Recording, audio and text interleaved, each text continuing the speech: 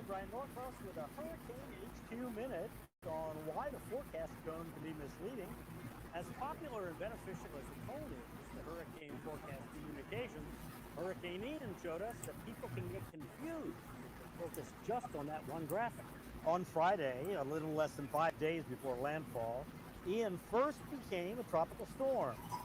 The cone showed a clear threat to most of the state of Florida, especially the Gulf Coast. But then 3 days later on Monday, with landfall just 2 days out, the cone narrowed as it does. People that were focusing on the cone to understand the threat from Ian reasonably thought the risk zone had narrowed as well. But the narrowing cone reflects the fact that forecasts are better for the track of the center. It has nothing to do with a change in the areas that are threatened. The watches and warnings, whether they're for tropical storm or hurricane force winds or for storm surge, extend well outside the cone, reflecting the areas threatened by the storm. Hurricane warnings mean that the area is at risk for strong winds over 75 miles per hour. Everybody in the warning zone won't get the strongest winds in the end, but everybody needs to prepare. Just over 2 days before landfall, a forecast of 4 to 7 feet was issued for the Fort Myers area. In the end, Fort Myers Beach was devastated when the Gulf rose 15 feet above normal high tide. And eventually, the forecasts were in that range. But that original forecast of up to 7 feet of Gulf water coming over the island should have gotten everybody's attention. As popular and beneficial as the hurricane forecast cone is, Hurricane Ian showed us that people can get confused if they focus on just that one graphic. Fox Weather is Hurricane HQ, and it's free. Stay informed and stream us on your favorite device. And we are tracking every movement of Lee. Fox Weather, your Hurricane HQ. And check out this video from NOAA's hurricane hunters as they flew into the storm. This was yesterday. Clear sky up above, very close to the eye. You know that all changes though as they fly to the storm. And get us some information that we need that we just can't see from satellite or radar. Beautiful. Boy, it gets bumpy up there for a moment, though, and they're up there for several hours. They'll be up there taking a look at the storm as we go through today, this evening, and into tomorrow. Tracking Lee, ready, set, go. Just yesterday, we were talking about we didn't have the go portion of the storm just yet. That was yesterday. Today, things have changed as we watch the forecast change as well. So right along, say, portions of Maine, right down into Nantucket, Martha's Vineyard, you need to finalize and make sure you have preparations. If you're told to evacuate, there's no time to delay. You need to go. The yellow area you hear is going to be your set. Prepare for potential impacts from the storm. Could be power outages. Remember, a lot of the trees still have their leaves on them in many cases, and a lot of that's going to act as a sail, which could easily bring some trees down. Make a plan if you're in the green area. Pay attention to the forecast as things may change, and you may need to react on short notice. When we're talking about what's going on, here's where you can see what the current cone takes Lee here. But what you're looking at is tropical storm warnings right along the Cape, Martha's Vineyard, Nantucket, and then we've got tropical storm watches up and down the coast here. Over portions of Nova Scotia, you're going to be dealing with plenty in the way of rain and also some of the waves. You take a look at the wind field, we were talking about just how wide it is, 520 miles across. If you're traveling I-95 or so, you think about how far that is. That's a pretty big extent of how wide this is. Now, as we go through the day today, here's Bermuda, very close to those tropical storm force winds. Once we go in through tomorrow, notice how it goes from a nice circle, starts to fan out a little bit more like an egg-shaped, if you will, indicating we've got more real estate over the ocean water, over the open ocean, extending into Maine. 540 miles now is where you can see those tropical storm force winds. Widespread power outages likely where you've got all of the red, and look at the amount of real estate up and down the coast, clear from Maine all the way down into portions of the Cape. Again, we talked about those trees in place, and then with the winds coming in ahead of that, could be blowing some of the leaves off of the trees, could be clogging some of the storm gutters and over in the drainage systems. That could also lead to some possible flooding as well. When you take a look at the next 5 days, 40-mile-per-hour wind changes. Boy, things are going to change. You'll start to feel the impacts as early as tomorrow as far as the wind picking up. Then once we go into Saturday and Sunday, things start to change. It gets a little bit stronger as far as the winds. High chance for some of these rip currents all the way from Montauk up and down the Jersey Shore, You take that into portions of South Carolina, not the best time to be out on the beach. So even if you're in portions of the southeast, you're thinking, well, Lee's way out there and it's expected to go to the north. You're feeling all of the wave energy going through the ocean, and you know it takes some time to reach you before you'll feel the effects of that. Now, as we go into what goes on right in through the week ahead, this is going to continue to give us some large sets and potentially some storm surge right up through portions of Rhode Island, right into Massachusetts, up to 3 feet or so. Those will be some areas to watch. You'll even watch for some storm surge rather, up to 3 feet right along Long Island Sound. You'll watch that closely, and as we go into, say, Saturday and into Sunday, even though you got some high tide at times, this is the time to just be safe out there. Stay away from the coast. Give yourself some time to get away if you need to, making sure you and your family are safe. Here's a look at peak storm surge forecast up to 3 feet. We were just talking about Long Island Sound, right up and down portions of Rhode Island, certainly through Connecticut. Nantucket, look at that. You got 4-foot concerns there. Coastal erosion, and you think about all the beaches that have been impacted over the past several years and even decades, could be dealing with more in the way of coastal erosion, rough waves out there. That's going to bring the concern for many of us along the beach communities. It's responsible for $500 million in property damage each year. That's what we get from coastal erosion. Significant coastal erosion can occur, especially during hurricanes and even what's left of hurricanes. So even though we may not be talking about strong Category 1, it's what the winds are doing and what the wave energy is doing. Take a look at the wave forecast, and closer to the coast, of course, you're expecting 9-10-foot waves or so. The biggest waves closer to the center of the storm. You've got a solid offshore push with the wind. It's Friday and Saturday, but it's the wave energy that you've got to be concerned with. Now, as we go into Saturday evening, pretty good significant waves coming through along the coast of Maine. You take that down in through Nantucket, and a lot of that pushing up against the Cape for a minute before the storm quickly lifts off on Sunday morning. Some of the waves are still with you, but the stronger waves are going to be closer to coastal Canada there.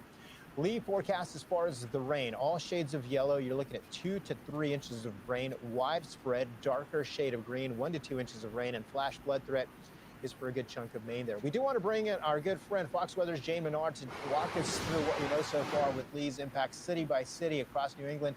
Jane, good to see you. All eyes on this and saying, hey, what about my town? Yeah, absolutely, especially when you take a look at the cone. Yeah. And, you know, with the storm that's 500 miles across, don't be too tuned in to where the center of the storm is going to go. At this point in time, we know that impacts are going to come for coastal New England, Boston, Portland, up into Bangor. What do those impacts look like? Well, we do have, of course, tropical storm watches out, hurricane watches, tropical storm warning upgraded this afternoon for the Cape. That's pretty typical. I mean, think about it. The Cape kind of juts out into the Atlantic. They're going to feel the impacts before anybody else, especially Boston kind of tucked in to the coastline there. But I want to start things off with Provincetown, Massachusetts. So right here on the Cape, we're expecting to see potentially those tropical storm force wind gusts as soon as tomorrow. It's really going to peak, say, Friday afternoon into early Saturday. As far as the storm surge goes, we'll have to time this one out. And you can see here with the wind particles blowing into kind of this mitt in the way that the coastline is formed out along the Cape.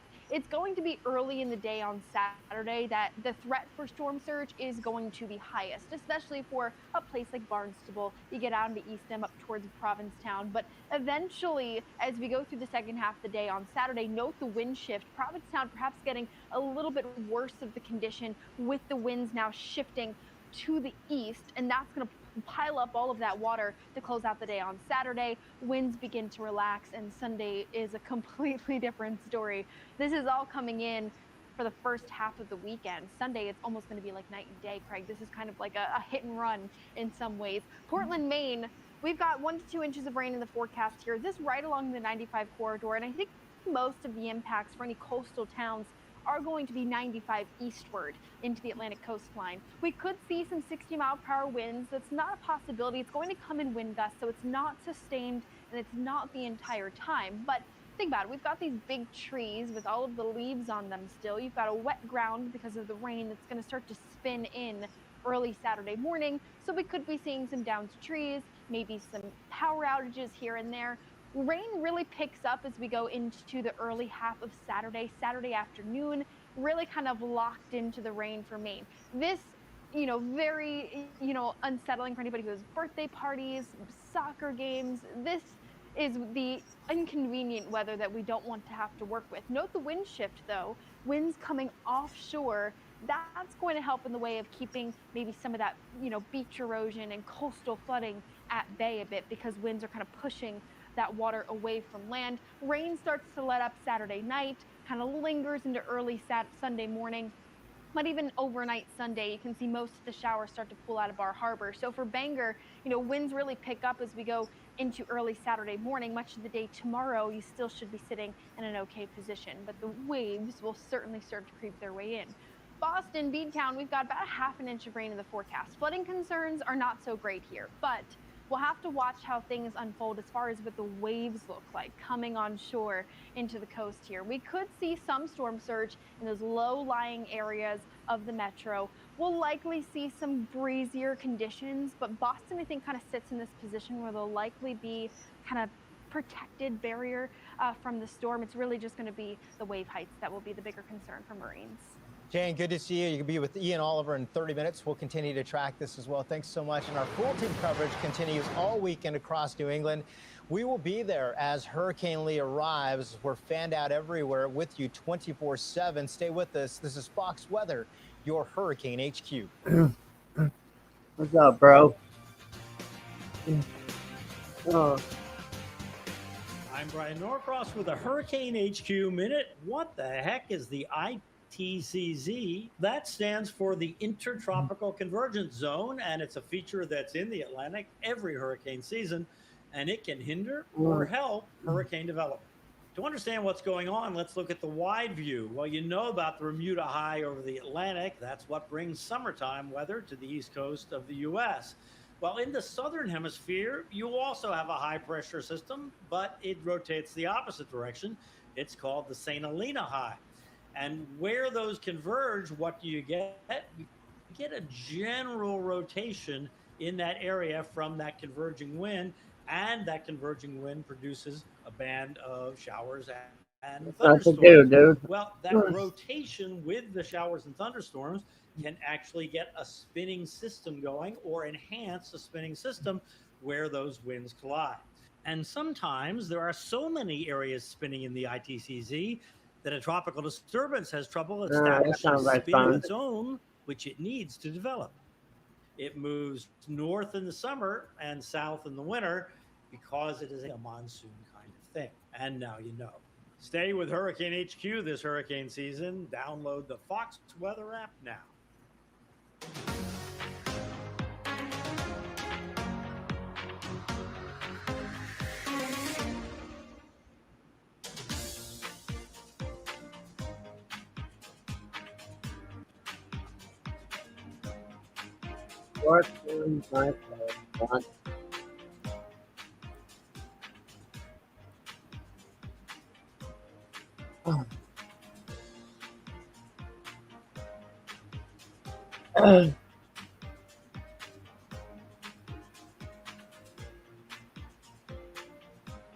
Looks like we have some storms this weekend and cold front's coming down, so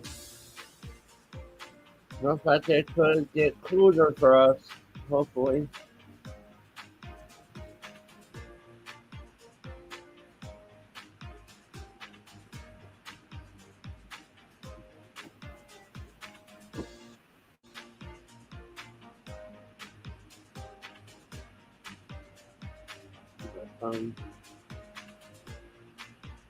I'm hoping to get back to work too.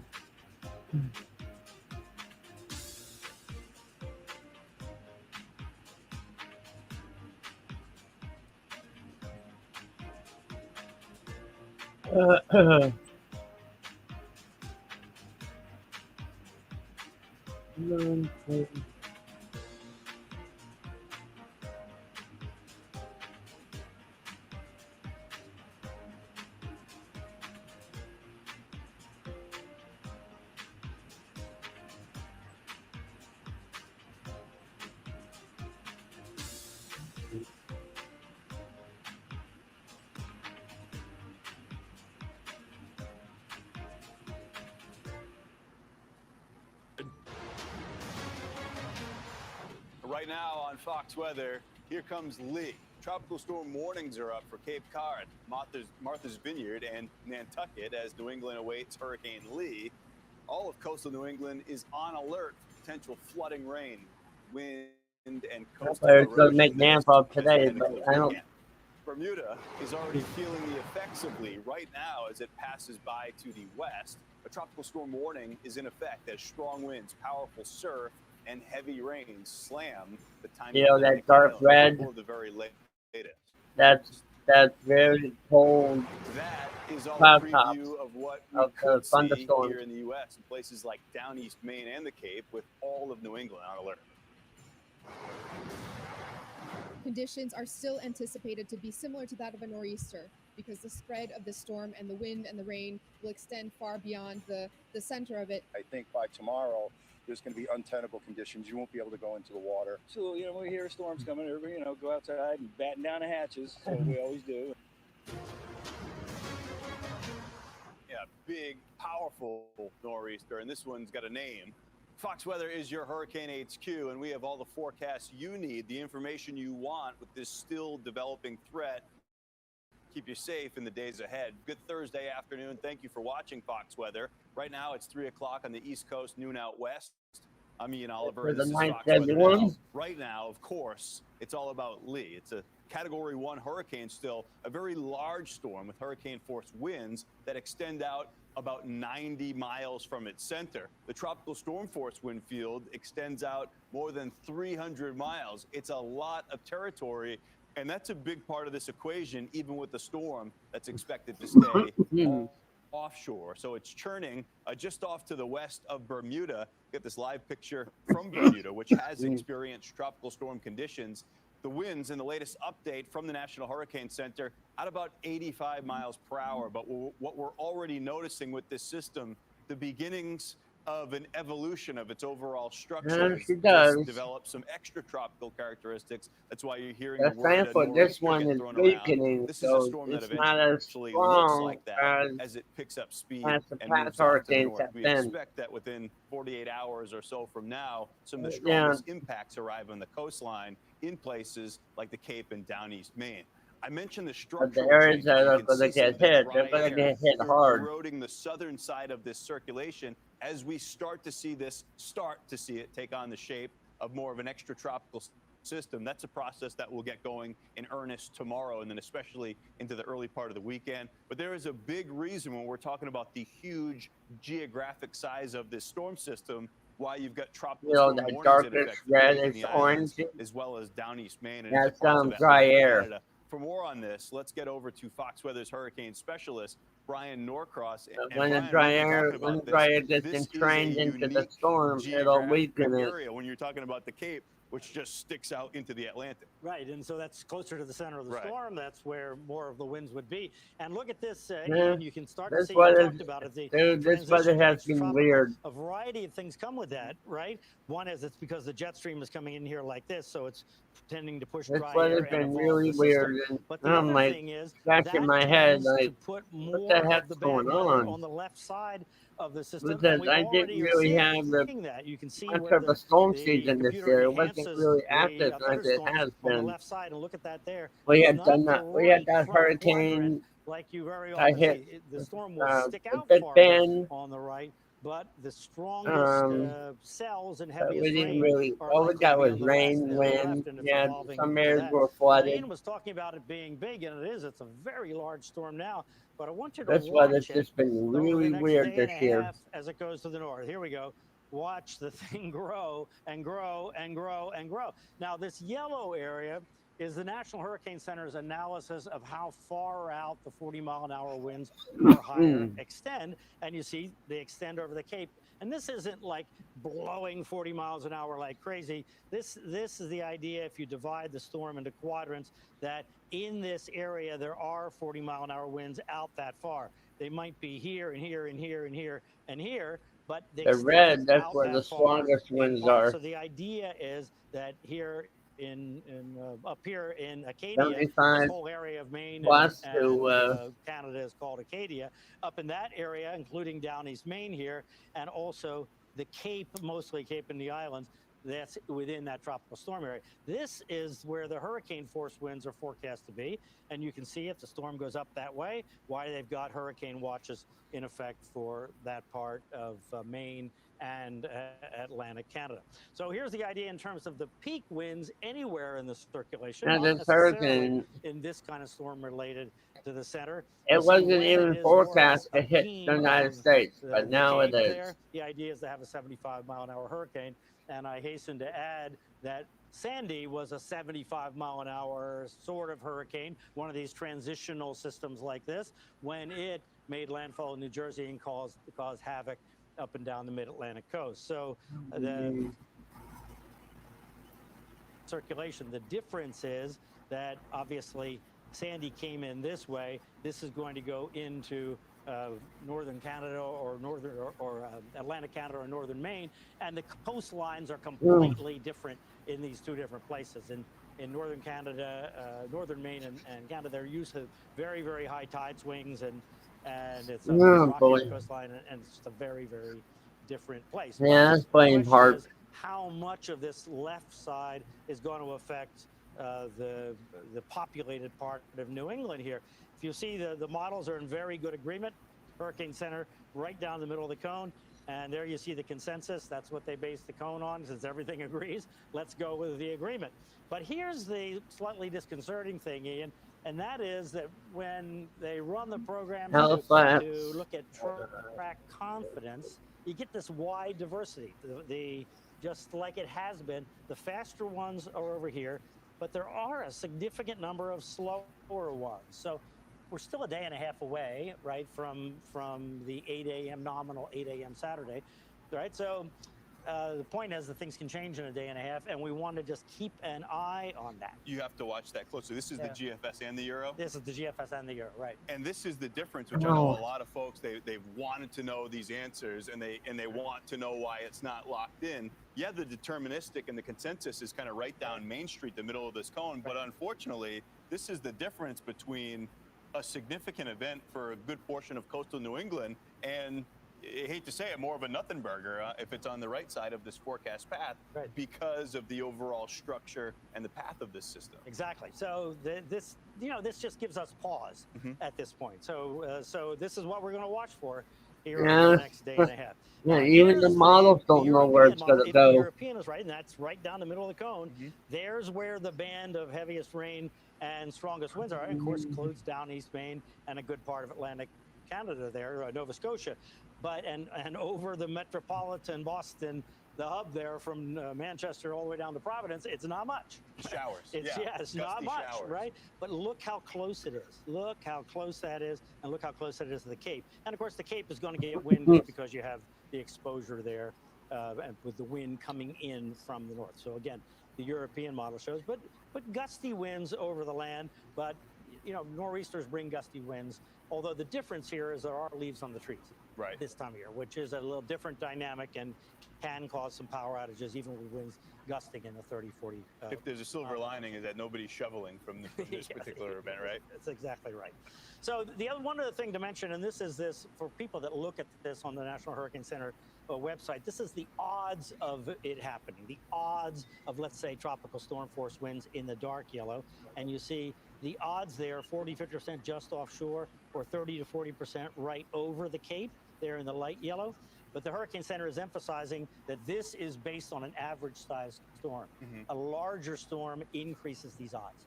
So good chance of some tropical storm force winds over the Cape. And because of the S in the overall path that you've told us a lot about, it does feel like impacts for down East Maine appear to be much more locked in or likely than what we could see in coastal Mass. Yes, it looks like the S may occur just north of the Cape and the metropolitan Boston area. We'll be watching all this very closely. We'll get you updated with the latest trends. That's Fox Weather's hurricane specialist, Brian Norcross. We do want to show you a look at the calm before the storm. This is in Scituate, Massachusetts. Folks along the Massachusetts coastline should not let their guard down as Lee approaches for all the reasons that Brian was just telling you about. Different colors. That's just tropical storm force wind. The Atlantic, but the left side is an impactful storm, bringing all of those concerns, the high surf, the beach erosion, the rip currents and just the gusty winds with the rain. We're watching for all of that potential. Just know Cape Cod and the islands, there's a tropical storm warning up because tropical storm conditions are expected in some of those areas. We've got Fox Weather's Nicole Valdez in Scituate, Massachusetts. Nicole, for the time being, it looks great out there, but I hope that folks there in Scituate are watching this very, very closely. They are, Ian. I can tell you that the people who are out here are probably trying to take advantage of maybe the next 24 hours they've got with some good weather, whether that's going to the beach, going out on the surf, or maybe going out and getting some of the supplies they may need come Friday afternoon, maybe Friday night, and really through Saturday, as Scituate is now one of the few really small towns in the really sliver of the inland areas that are under a tropical storm warning. The rest of coastal Massachusetts under that watch, as you guys have mentioned, outside of, for example, Nantucket, Cape Cod, and Martha's Vineyard. And you'll notice some of the areas behind me that really paint a picture of where the threat could really be focused. You'll take a look here at not only the shoreline, but just how many homes sit so dangerously close to that water line. That is going to be an area where impacts may really ramp up as Lee moves closer and closer to the New England area. And officials here telling me they are prepared for not only flooding, not only the power to go out, but some of that storm surge and really the strong waves to really make an impact, especially all along And the those homes are seawall going to be as Lee swept away. approaches.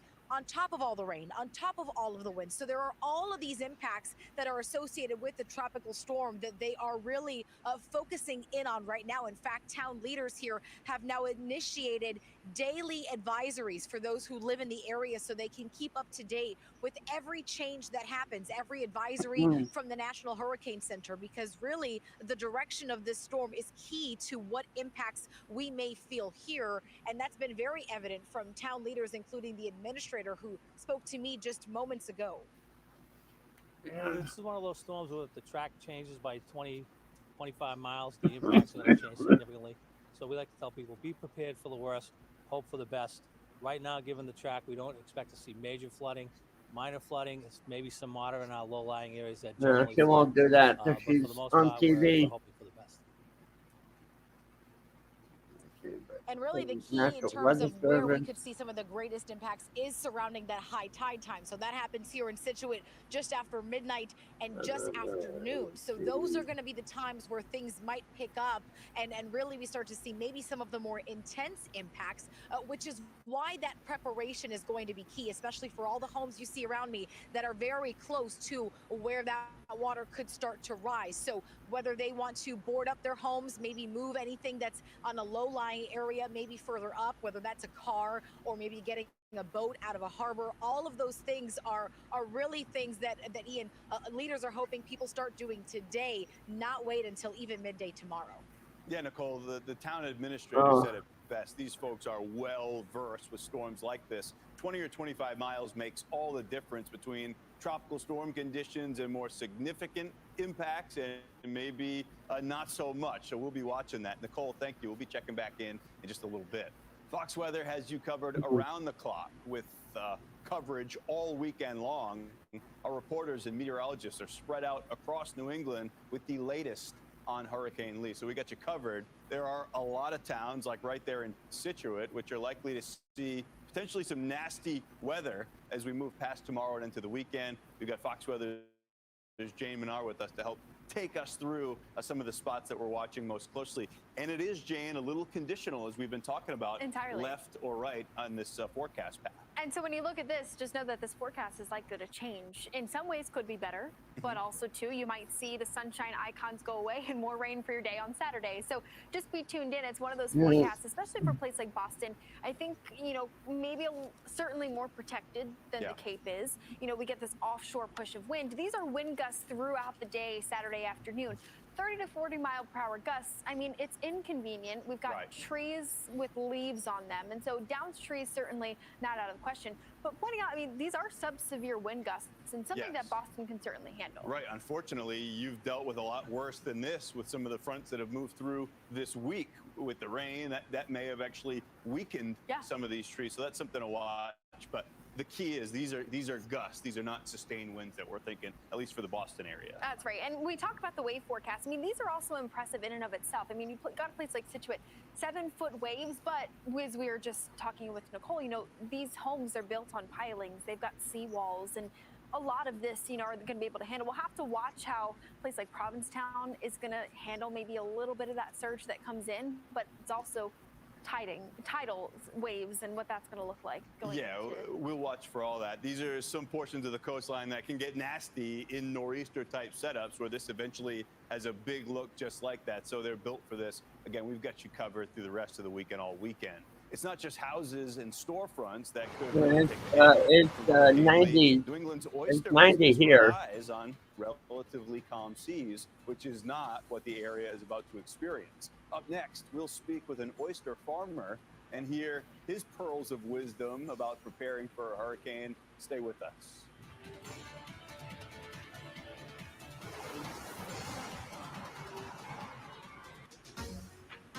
Let's see what our humidity is. I know it's 90 degrees here.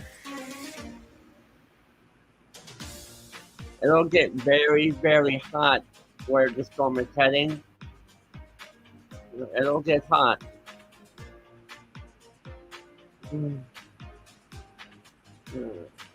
High of 88. My phone said it's 79.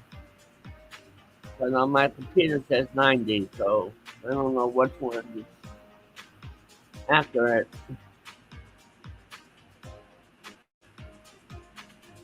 But where you're at, it's 316 here.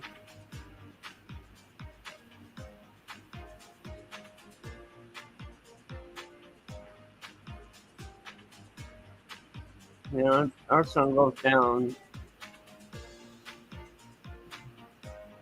Now it's around 7. So when I wake up, I mostly doing weather stuff when after I wake up and whatever.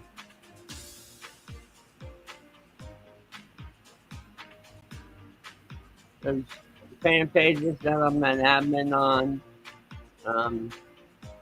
YouTube channels that I mod for. So usually pretty busy and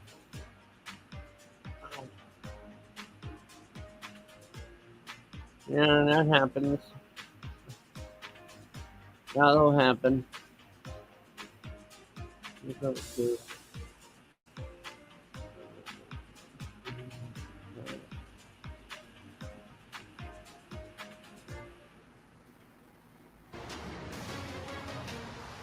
Welcome back. Hurricane Lee is a 30% massive storm today. in the Atlantic, and it will be a big factor in the weather for New England starting tomorrow. It worsens 50% tomorrow, Saturday and 60s, Saturday night. Saturday, Sunday, That's Monday, from the hurricane hunters. They 50% were in the storm Tuesday, yesterday when 4% it still Wednesday. had a better defined inner core. So if you want to know what Through it looks like in a change hurricane, right that's now what in it its looks overall like. structure. That's going to continue over the next That's day what it to looks like couple inside of days a as hurricane. this That's develops the into a eye. massive sprawling hybrid between a tropical system and something more like a nor'easter moving up the coastline, which these folks know a lot about. So this is where we stand right now, the 2 p.m. update from the National Hurricane Center. Keep in mind, we'll get a complete update coming in from the NHC coming up in about an hour and a half's time. As soon as we have it, we'll break that down for you right here on Fox Weather Now. Really cool. You get to actually see what it looks like instead of a hurricane. Yes, you can see Bermuda here where they are experiencing some tropical storm conditions. These winds will come down a bit as this storm starts to increasingly pick up speed off to the north, but the overall size of the storm is growing larger. And as it passes by Cape Cod and up closer to down East Maine, we're expecting this to be more than 500 miles across, a huge storm system. So for that reason, it's going to be impacting a lot of people as we move through what's left of this week and into the weekend. Massachusetts is in peak oyster growing season, and with Lee on the way, there is potential for oyster farms along the coast to get destroyed. Yeah, one oyster farm in Katama Bay is hustling to protect their shellfish prior to the storm. Signature Oyster Farm and Tours owner Ryan Smith says they are squeezing in weeks of preparation into just a few days. Yeah, he joins us live now, and we just saw a video of your team moving around oyster cages. You know, with Lee on the way, walk us through what you guys are doing and how you're expecting to protect these oysters. So all our babies are on the surface of the water. We have 2 million oysters up there, and they're obviously the most susceptible to anything that damage the storm can do. So we're in full panic mode, just trying to get everything planted directly on the bottom, because at the surface, the waves, that's where the most destruction could cause them, and we aren't taking any chances of our seed dying or anything like that. That's the next 2 to 3 years of my family's income and all my employees' income. So we're doing all we can, and we appreciate the big heads up we've gotten. Wow. It has been a lot of work, and we are just doing everything we can. Ryan, wow, you said 2 million oysters. This is a huge production that we're talking about. You're there in Edgartown on Martha's Vineyard, and usually this is a bit of a sheltered bay, but that overall geography has changed a little bit in years past from storms like this. So what's the concern with that, even with a storm that's passing farther off to the east, that clearly it could have a big impact on your business?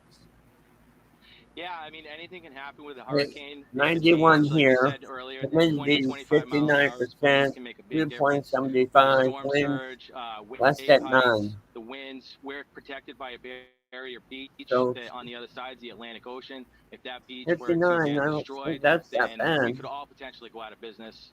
That's obviously the worst case scenario, but basically we're doing everything we can to batten down the hatches. You know, you talk about the risks. You got 2 million baby oysters to keep protected. But what about your gear? You know, everything that you use, you know, to help get this farm up and running. You know, what are you concerned about any risks there? Oh God, yes. So everything that's floating right now is extremely at risk. I have one boat that I'll be able to haul out of the water, put it on a trailer. The large barges that you're looking at right now, those we're not going to be able to haul out in time, but we're going to move them into a much more sheltered area where they'll be a lot more protected on a heavy mooring system. And we can just only really hope for the best for those things. But if we batten down the hatches, we prepare everything we can, then we should be all right. Yeah, I grew up just about 15 miles away. Okay, I'll be 20 back miles in a away as minute, the dude. crow flies there in Westport, Massachusetts. I know how big the fishery industry is across the whole spectrum. But for you, this has been wonderful for the environment. These oysters act like big filters. If your farm was to take significant damage, would you be concerned about any environmental impact there? Yeah, so that's probably something I'm most proud of. I was a commercial fisherman. That's how I grew up and was raised. I saw the damage that can be done through that. Oyster farming is the complete opposite. We're literally giving back to Mother Nature. Katama Bay, it's all sand. It's literally a desert under the water. There's no structure there. With these oyster farms, we essentially created an artificial reef. So we provided a habitat for all these fish species that need a home. And now we gave it to them. Not only are the oysters filtering the water, but we're more or less, we're just doing so much for Mother Nature. And you know, it's something I've seen in the past 20 years, the amount of fish that have come back year after year. It's really incredible to see. I hate to see that go backwards. It's had a lovely impact on the overall ecosystem, and we are wishing you well. We're wishing you luck. With a storm passing farther off to the east, we know those impacts would be minimized considerably. That's the scenario we're hoping for you. Signature Oyster Farm and Tours owner Ryan Smith, thanks for chatting with us here on Fox Weather. Yeah, I appreciate it. Thank you. Lee is certainly one of those storms where you need to pay close attention, Jane, because of its potential path. We were just talking about it. That's a real-world example. 25 miles left or right, big changes. Oh, absolutely. And, you know, tropical storm force conditions expecting to certainly come for the coast at some point throughout the day. I'd say late Friday on into Saturday. That we do know. I mean, this storm is going to continue to grow in size. One, as it continues up into the higher latitudes, but also as it kind of weakens, takes on those extra tropical characteristics. That's Edgartown right there. Yeah. So that's the point to make. Katama Bay, where his business is, this big oyster farm, it's right on this periphery of where we're expecting the potential tropical storm conditions. Either way. And you've got, you know, Newport, Rhode Island. What? I mean, not too far away, Right, it's right on the there. outskirts. And Yeah. so this is going to be a big difference maker, how this storm is going to track up to the north on, minimizing those impacts or perhaps getting, worse for an extended period of time. But in the wind gust forecast right now, I mean, you've got these winds kind of coming off the coast as the storm continues to pull up to the north. I think it's more so, as we go through the night Friday that we could see some of that storm surge conditions, maybe be a bigger factor. But as that wind shifts, it'll kind of decrease for a place like Bangor, Maine. Yeah, and we know that this is a part of the country, unlike when we track a tropical system down in Florida. The tide cycles are huge. We'll talk much more about that with our hurricane expert Brian Norcross about the tide cycles and how that could play into the whole mix. Down East Maine appears to be more locked in, Jane, because of the sprawling size of the storm and a closer proximity to, we'll call it a center of circulation at that point. You got rain and wind heading your way. That's going to be Saturday, but just want to point out the sunshine on Sunday. This moves in and kind of moves out by the time the end of the weekend rolls around. All right, we do want to round out as we move closer to the bottom of the hour with what could be happening where you are. If you're a long way away from the moving to the coast, we want to keep you in the know. That's right. So let's take a look across the country.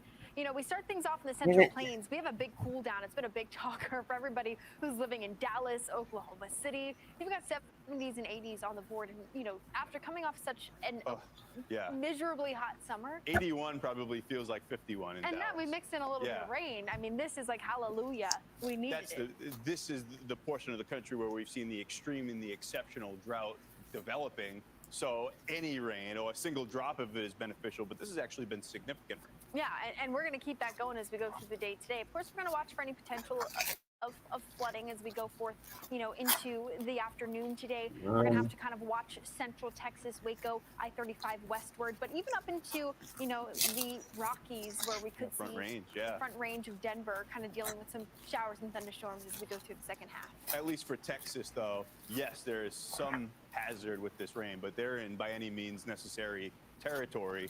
They'll watch out for the hazards if it means they can get some of that beneficial rain. Yeah, and interesting that it's the high pressure that's actually helping to bring in some of this rain. It was the high pressure that baked us in drought and heat all summer long. And now that high shifted south of the Four Corners, we get the Ridge Riders, which were largely kind of staying away from Texas, now kind of bringing in that rain today. Yeah, so overall, this is a much more favorable pattern, at least to finally get some rain and some reasonable temperatures down across Texas. All of this as Hurricane Lee continues to churn north. The storm is currently lashing Bermuda before the expected impacts move farther up north, closer to the New England coastline. The areas that need to be on alert for strong winds, high surf, and rip currents.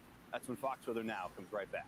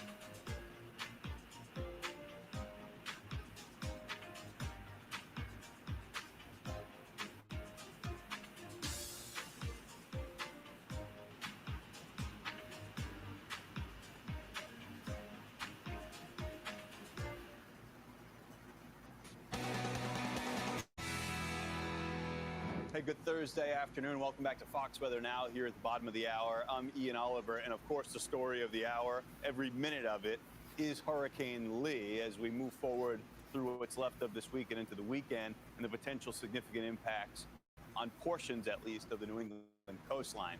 There it is. The overall structure of this storm is changing, no question. This will be evolving as we move through the next couple days. You can see the symmetry is going away a bit. The southern half of this storm eroded by some dry air that's being pushed in by that upper level trough, which we've talked about as the mechanism that's scooping this system up as it moves off to the north. I say that it's generating tropical storm conditions in Bermuda. We've been watching that throughout the day. But as we look at the latest information from the National Hurricane Center, next update comes out at 5 p.m.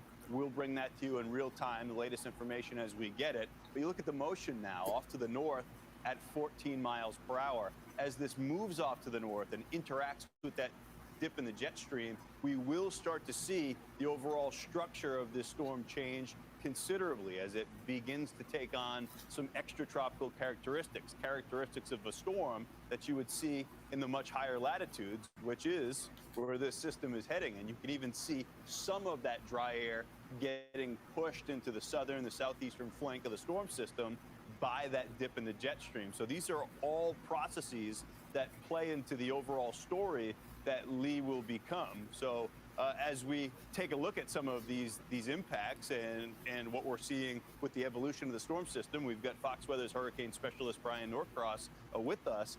Interesting to start to see the structural changes.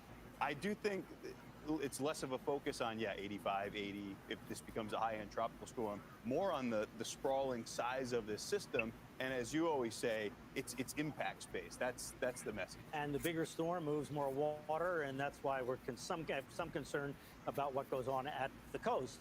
Although we're getting the new model runs in, and we'll take a look at that briefly here in just a second. But you know what this is turning into? Eventually, this will turn into a big nor'easter. Right. Giant nor'easter. And it appears as though, I mean, we had heard the report from Nicole in Situate that the town administrators are treating it as such. It's a nor'easter with a name, but a strong one. Good way, and a big one. Yes. And a bigger one, so it'll move more water. I think that's the main thing. And it's the dip in the jet stream, which is indeed what drives nor'easters, right? That is doing this, but it's going to be a transitional process. So we're going to kind of watch it before our eyes as indeed it changes. So it's a Category 1 hurricane still, and the idea is that as it makes this transition and the energy in the storm, which now this pressure number 957, we'll watch that slowly go up, and it's still a very low number. That's the energy in the whole storm. So as it gets bigger, that energy spreads out, and that top wind number goes slowly down, and it'll just kind of tick down as we go on up to the north. So the idea is that on Saturday morning, nominally 8 a.m. plus or minus, it's in the vicinity east-west of Cape Cod. Now, the storm is much, much bigger than the cone. So this is the ultimate situation. We talked about it with Ian, and we talked about it with Idalia. Don't look at the cone. The cone is about the center. It's not about the impacts of the storm. This storm is much bigger, double the size of the width of the cone. Now, we're still looking at from this morning's run of track confidence models, and we see this cluster over here on the left side of the cone, which just all it does is give us pause.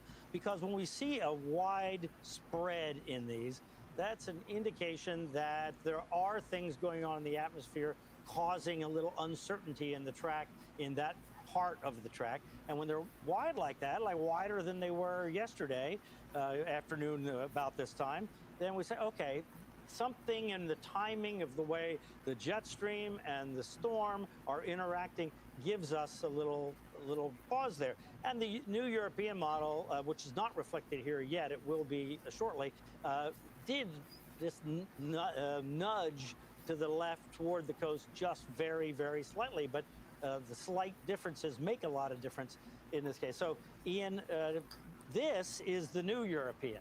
Okay? So we were looking just a half an hour ago at this band of strongest, most intense thunderstorms on the west side, which we expect because it's getting enhanced by the jet stream. That was inside the cone before. Now it's shifted just outside the cone. And also we can see the yellows right at the edge of the Cape here. So it doesn't really change what's happening up in down East Maine and up in Nova painfully Scotia, close to the outer Cape, though. Right. If you're watching Right. from down East Maine, you're saying, I don't love the look of that regardless. I know we're not here to contrast. The forecast models are not forecasts, they're tools. We always talk about that.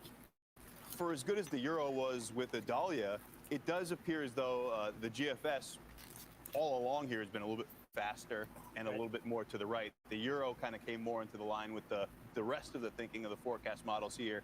Do you feel like there's a decent chance that the Euro could kind of readjust back, or this overall consensus is much better? It is much better, although, you know, a little bit of nudging makes a lot of difference. And so we had both things happen. The GFS was way up here, the Euro was way down here. They both kind of came a bit together. Yes. You know, although the one we focused on was the Euro because that was the scarier one, right? And that did shift offshore a little bit, and now it's shifting back. But normally, if the storm is just going in the Atlantic somewhere, a little bit of shift one or there doesn't make any difference. But when you've got a coastline here with millions of people, you know, the difference between the Cape and, I mean, what is it out Route 6 there, east to west?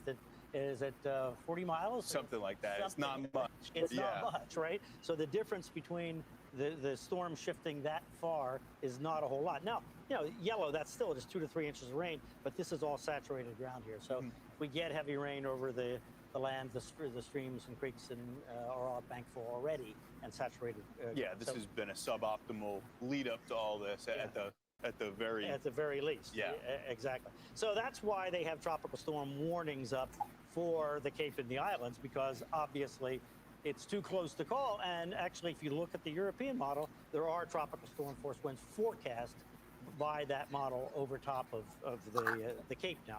And then up here to the north, it's a kind of a, you know, obviously that's the way it's going. And there's the National Hurricane Center's estimate for where the tropical storm force winds will extend, and of course, including Cape Cod. All right, talking about the water now, you know, we talked a moment ago about the Bay of Fundy, which is up Nova Scotia to New Brunswick, right? Right?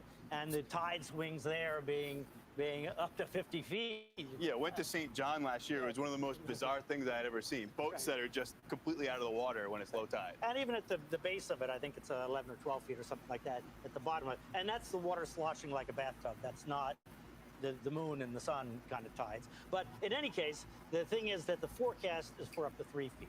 So all along this coast, and even down here where they have the storm surge watch up for Cape Cod Bay, all along this coast, the tide swing is higher than the forecast. So if this comes in closer to low tide, which is about 7:30 in the morning on Saturday, and right now it is forecast to be a beam of Cape Cod about that time, maybe a little bit later, but in that time frame, then this isn't going to make any difference at all. Right.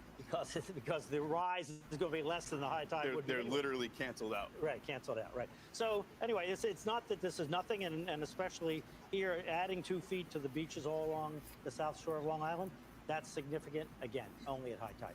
We'll watch for that, but yeah, the tidal cycles will play. And right now, it looks decent with the timing. That could change too, so we're on it. Fox Weather's hurricane specialist Brian Norcross with us through the storm. We'll keep you updated through this impactful event. You've got Lee, for the time being, far from Massachusetts. Its outer bands will impact much of New England. Cape Cod, for obvious reasons, everything Brian and I were just talking about, is an area that is more likely to see the strong winds and the tropical storm conditions. That's why there's a tropical storm warning up for that area. Preparations, they are already underway with those warnings in effect for much of the coastline there.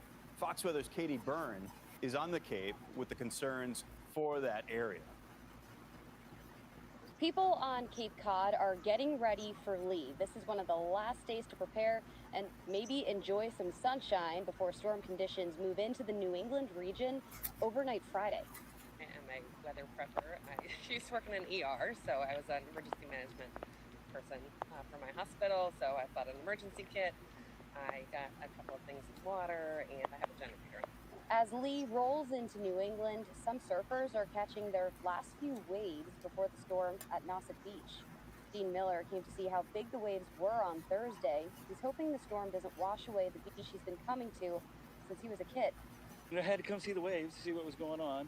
You know, the biggest concern out here is obviously erosion, right? So, and hoping for good waves to play on. The beach, obviously, it was close to half a mile from here out to the water when years ago, and over the years we've lost it. It's slowly eroding because of the nor'east storms and the hurricanes that come up the coast. It's looking like we're not going to get hit really hard this time, but we're going to get a lot of wind and rain, I'm sure. While locals stack sandbags outside their homes and pull their boats out of the water or tie them down tight, some tourists are making tough decisions to cut their vacation short or ride out the storm here. It's not the first time we've been in a tropical storm. Yeah, I don't know what it's going to be like driving up the Cape. Are you prepared for maybe having to stay an extra day or two, or Possibly. Yeah, we were thinking about That's that. in mind. Yeah, maybe staying an extra day. And I also have my dog up here, so we have to find somewhere to stay where he can stay too. It's been a wet summer already. Boston's picked up 10 more inches of rain than normal the last 3 months. In Orleans, Massachusetts, Katie Byrne, Fox Weather. Yeah, tropical storm warning in effect there. Farther up the coast, down East Maine under a hurricane watch.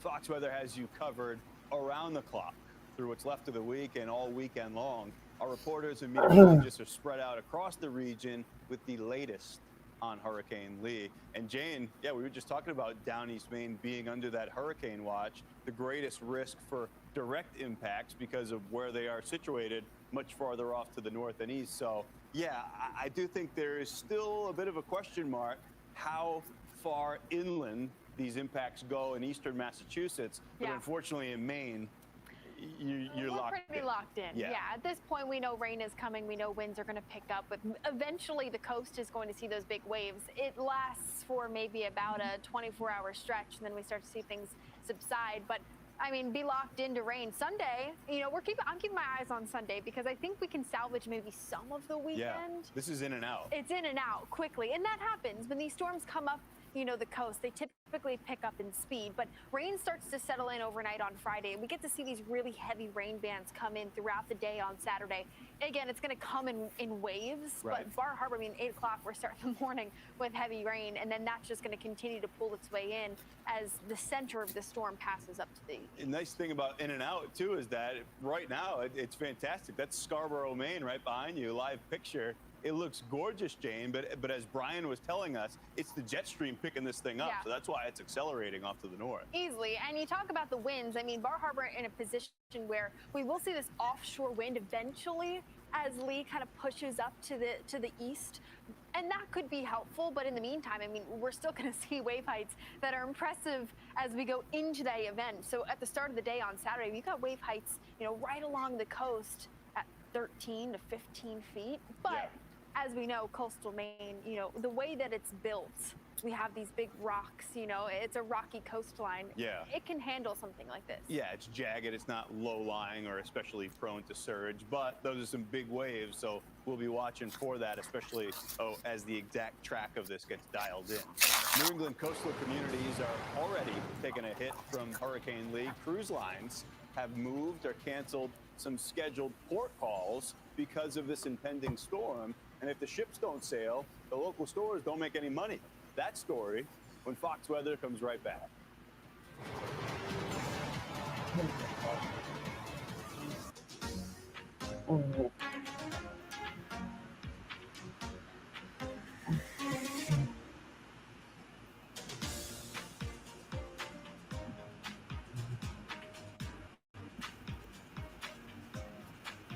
And I'm gonna try to fix my boat.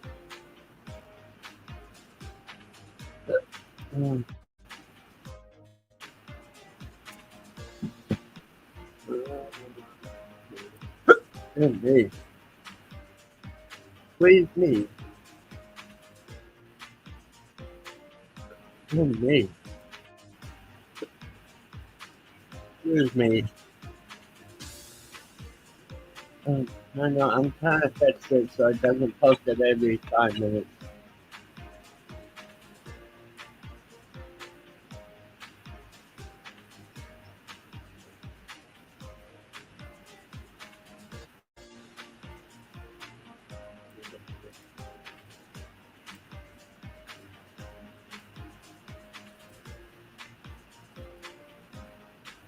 And so that's two.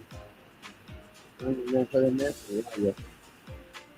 Oops, got it wrong.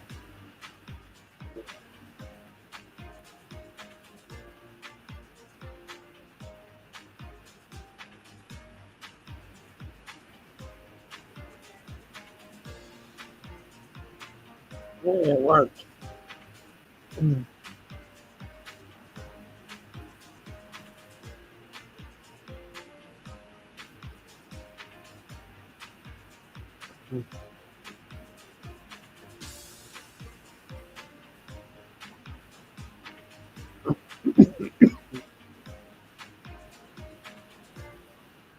Actually easy to set up my pot.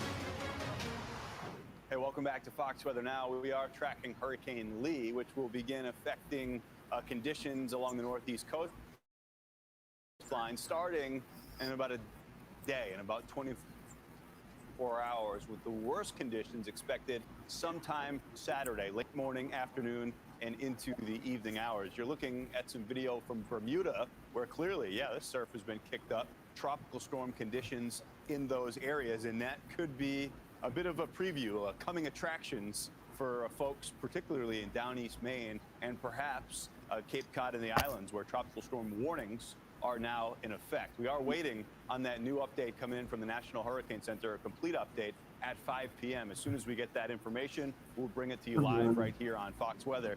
Here are the stats as they stand. The 2 p.m. advisory from the NHC, winds of about 85 miles per hour. This is still a Category 1 hurricane, and one that's growing in size considerably, picking up the pace a bit off to the north at 14 miles per hour. Its minimum central pressure at 957 millibars. And again, keep in mind that the overall structure, the shape of this storm will be changing. That beautiful symmetry that this had when it was a major hurricane, but sprawling out, which means there's a lot of energy distributed across what we're expecting to be more than 500 miles west to east, the sprawling storm system. That's the latest forecast path. A greater consensus today on this path, likely a couple hundred miles offshore of coastal Massachusetts. Please subscribe, like, and comment. Thank you very much. With some of those Need to coastal put that impacts, and then in my more of night that pot, too. heading into down East Maine. Coastal communities in Massachusetts are on alert as we get closer to the weekend, and cruise ships that normally visit the area, well, now they're beginning to ramp up their plans of preparation efforts.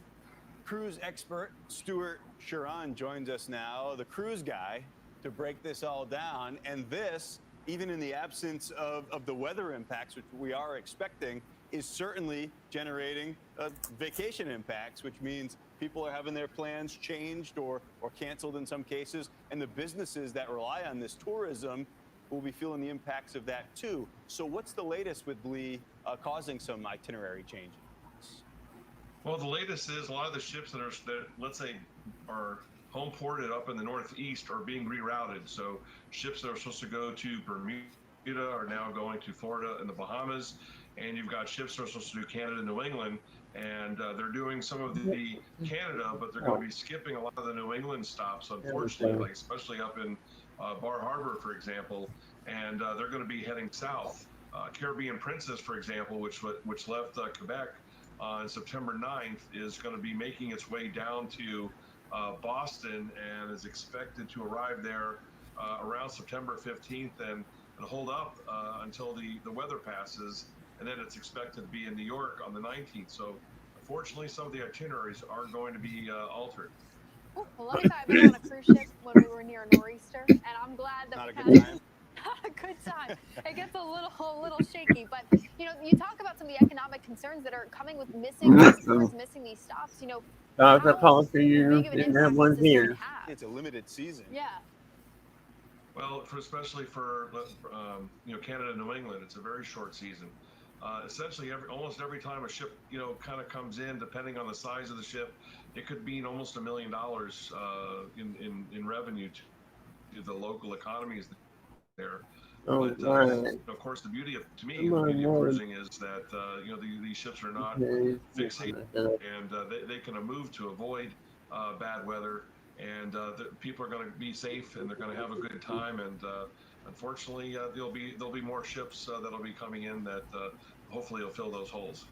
Stuart, we know that the cruise companies don't want to make these changes. They don't want to put their customers out. They don't want the local economies to be impacted. How far out in advance do those decisions have to be made? Can they wait for a strong consensus in the forecast, or are these decisions that have to be made, they'll call it a week out? Ian, I can tell you that they're looking at the same information you are, the National Hurricane Center is.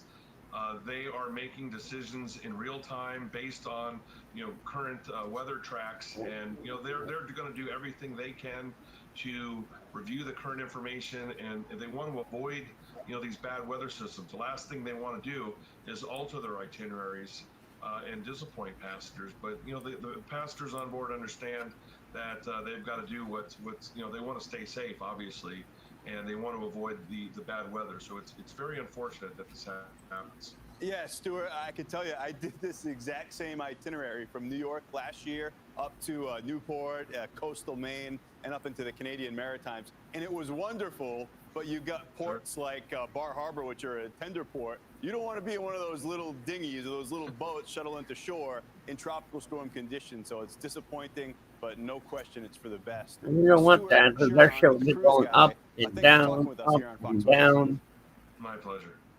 People get sick just from going up and down, up and down. That the strongest effects will be felt right there in Down East Maine, which is such a gorgeous portion of the coastline of New England. But yeah, if you're in a little boat trying to make that transition from a cruise ship to shore, these are not conditions that you could safely do that in. Oh, and by no means. And so No other way is that's that's why like we need to make sure that, 90%. preparations are getting That done now. one's And, not you coming hunker here. down as you go into the weekend, which, not always a bad place to be. Coastal Maine, gorgeous. I feel like even with, tropical storm conditions kind of coming up the coast. So while we continue to keep our eyes on Lee, of course we have a lot going on across the tropics. We'll get into that forecast coming up. But, you talk about, some of the storm surge potential, and this is going to come in, really kind of around the same time that those rain bands start to push their way on shore. We could see up to 3 feet in a place like, Bar Harbor, down into Portland, Portsmouth, where you could see,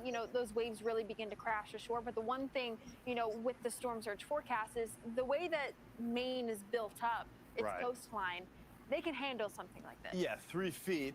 This is an example from Seal Harbor in Maine.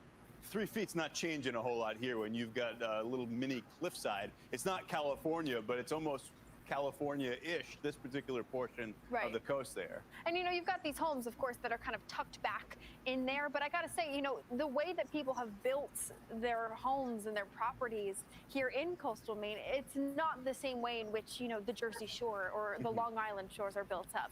But you go, of course, storm surge, that's going to be a concern for the Cape, which kind of juts out the way that the winds are going to be coming into play. Up to 4 feet of possibility. I mean, you've got the way the Cape is oriented on the inland portion. The north-facing shores, they're going to kind of catch a lot of that water as Lee pulls up to the north. But as Brian was explaining to us, and we talked a lot about this during Adalia, it's important to remember this is a reasonable worst-case scenario. That's at high tide. Some of the forecasts bring the worst of this in right here, Jane. Saturday morning, the low tide cycle, which would effectively cancel out or completely mitigate the surge effect. Easily, when you're talking about a 6 to 8 foot surge difference between high and low tide, add 4 feet in there at low tide, and it really doesn't make too much of a difference. Hopefully that stays dialed in just like that, and we can kind of skate a little bit on these surge impacts, but a change in the timing or the track would mean that's much more considerable. So keep it here with the track.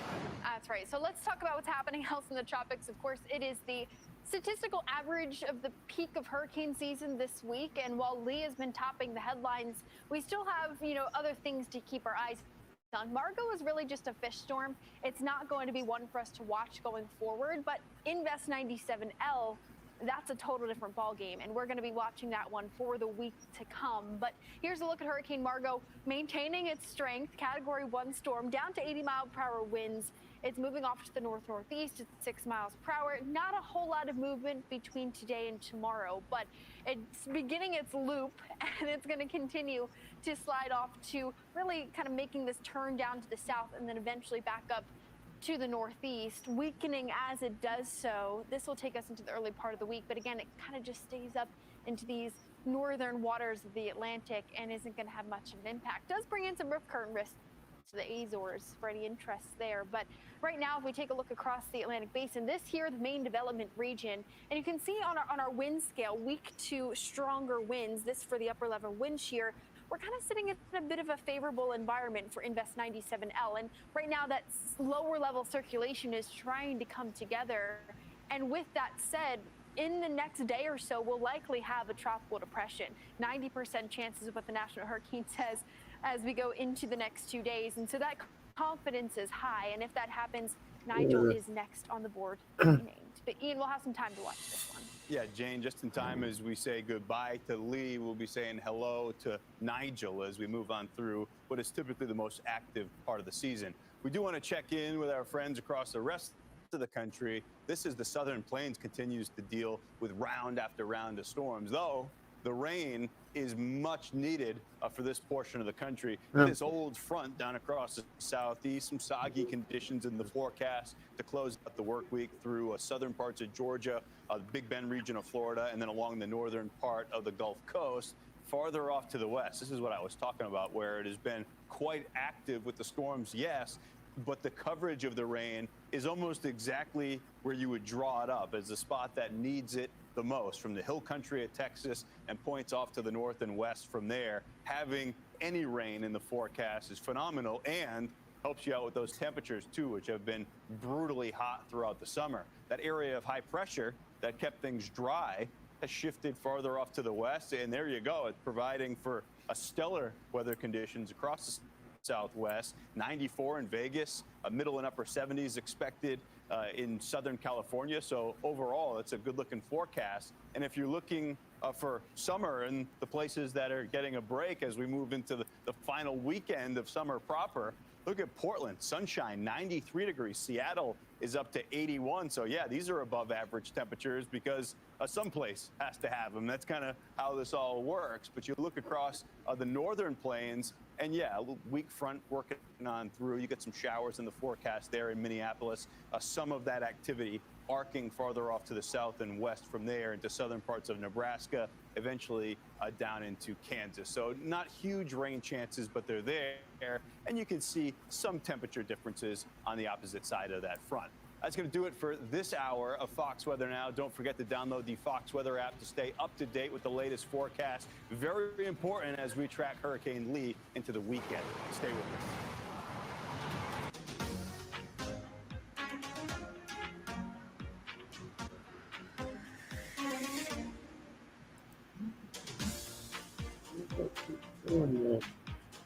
Oh, good.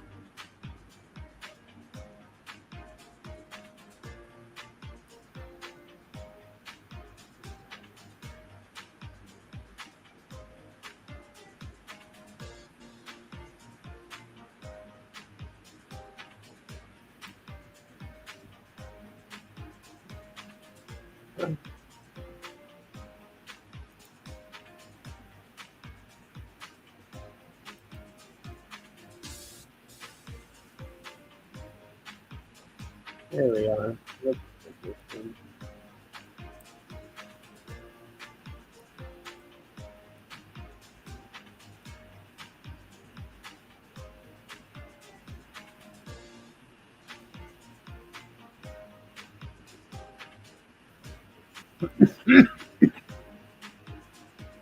I know my streams are boring.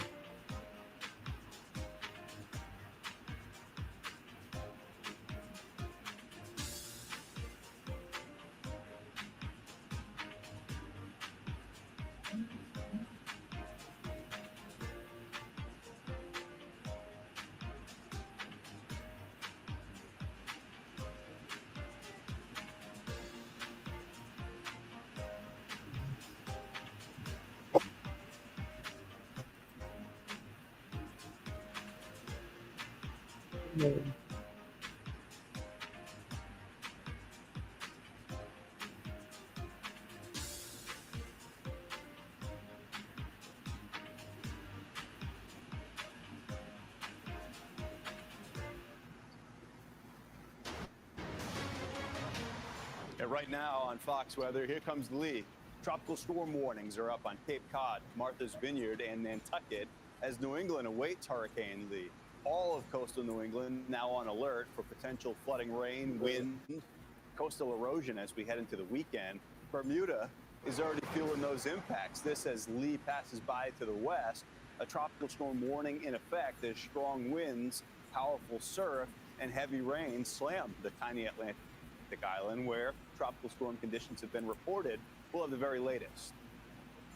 It's all a preview of what we could see here in the United States in places like down east Maine and out on the Cape with all of New England on alert.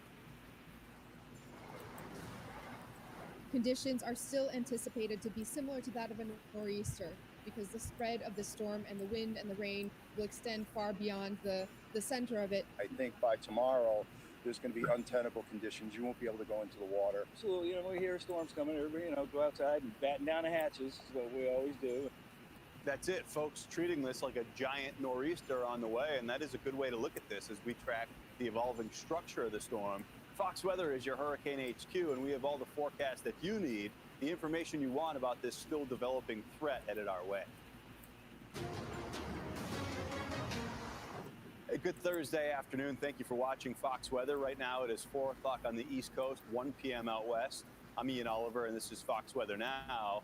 And right now, it's all about Lee, of course. It's still a Category 1 hurricane. Its wind field, though, is expanding considerably. We're expecting that trend to continue as this moves off to the north and interacts with the jet stream, strong upper-level winds that change the whole shape of this thing. You've got tropical storm force winds right now stretching out about 310 miles from the center of circulation. This is a big storm already, and it's one still getting bigger. Lee churning off to the west of Bermuda and headed north quickly. It's moving north now at 14 miles per hour. That's a picture, live camera, from a mangrove lake in Bermuda where we've seen some of those tropical storm conditions. You look at Lee, that's the overall look of this thing on satellite. You notice the strongest storms no longer exist really on the southern side of this circulation as that dip in the jet stream starts to push more dry air into the circulation. So it's just the very beginnings of a process that we're expecting to play out over the next couple of days as this kind of transforms into more of an extratropical system. We've got Fox Weather's hurricane specialist Brian Norcross with us. And yeah, from a messaging standpoint, folks in Massachusetts are dialed in. They're already talking about this like a big, strong nor'easter. That's the shape that this will take on as we move closer to the weekend. It's actually technically going to turn into a nor'easter type storm, right? It's going to evolve into a wintertime type storm. But you know, you were looking at the picture from Bermuda there, Ian. Look at Bermuda.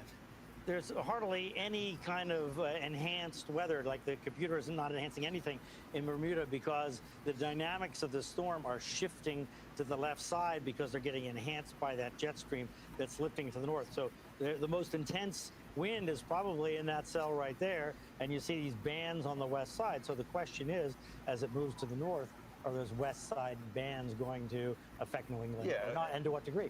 Folks are saying, wait a minute, usually isn't it the advancing side or the right side of the storm the right that's side, more dangerous? Except when the jet stream gets it and starts enhancing the other side. So this is more of a fall type hurricane kind of scenario. So now watch it.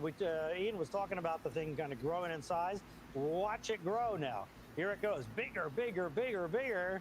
And as it gets up to into New England tomorrow morning, so here we are, nominally 8 a.m. tomorrow morning. You see it's about due east of Cape Cod, and this is the National Hurricane Center's calculation on the winds of 40 miles per hour or higher at this time. And notice it includes extreme southeastern New England and Cape Cod and the islands. So that's why they have the tropical storm warning up. And of course, it includes the whole area there, down East Maine over into Nova Scotia and the southern part of New Brunswick in Canada as well. So if you just look at the peak winds, so when the Hurricane Center says, okay, we're going to forecast the hurricane to have 75-mile-an-hour winds, all that means is that somewhere in this giant circulation, the estimate is they will find 75-mile-an-hour sustained winds with gusts higher than that. That's all it means. It doesn't mean there's a big area of it. It means that somewhere the winds are that high. And generally, of course, the speed is going to come down as it spreads out. The energy in the storm just spreads out over a larger area. So the peak is lower. It's like taking a mountain and spreading it out. Now, here are the new computer forecast models that just came in. And there's the European. And notice it's farther to the left again, closer to land. So not by a whole lot. It was previously in the middle of the cone. The cone here is still from the 11 o'clock advisory of the National Hurricane Center. So we're waiting on the update coming up here within the hour. But the new computer models that they'll base the new forecast on have already come in. And there is the European, and the GFS is the other one they've been watching, and it's kind of buried in here. So I suspect the cone might shift a little bit because they've been using the GFS and the European average as the center of their cone. So it might shift a little bit over. But the point is that, again, we're seeing a little bit of the left side of the cone. And Ian, when we there's the consensus, but when we look at the track confidence models, notice how they've changed since the last hour. Now they're in the cone, yes, right? Which wasn't the case. Which wasn't the case last hour. So the computer forecast has more confidence in itself in a way, right? But if you look at the distribution, you see that they are a little more to the left side. Bad trend for down East Maine. Yeah, down East Maine, and just kind of confirms the idea of the tropical storm force winds on Cape Cod. That tells you right there. You feel good about the cone when you have almost all the ensembles are in the cone. Right. Something that jumped out at me though, and you talk about this all the time, about how the cone can be misleading. The impacts are felt well outside the cone, but it also doesn't tell you everything about the actual motion of the storm. This S is a big deal, and that all occurs within the cone. Exactly, and the European model kind of comes up, and then I actually did that wrong. It actually S's, no, it goes like this, and then here it kind of dances away. Yeah. If you look at the details, I mean, the details are not important because where each one of those zigs or zags is not forecastable in any case. But anyway, the point is that you can look at one model and say, wait a minute, that's not showing there are winds here, but they're close.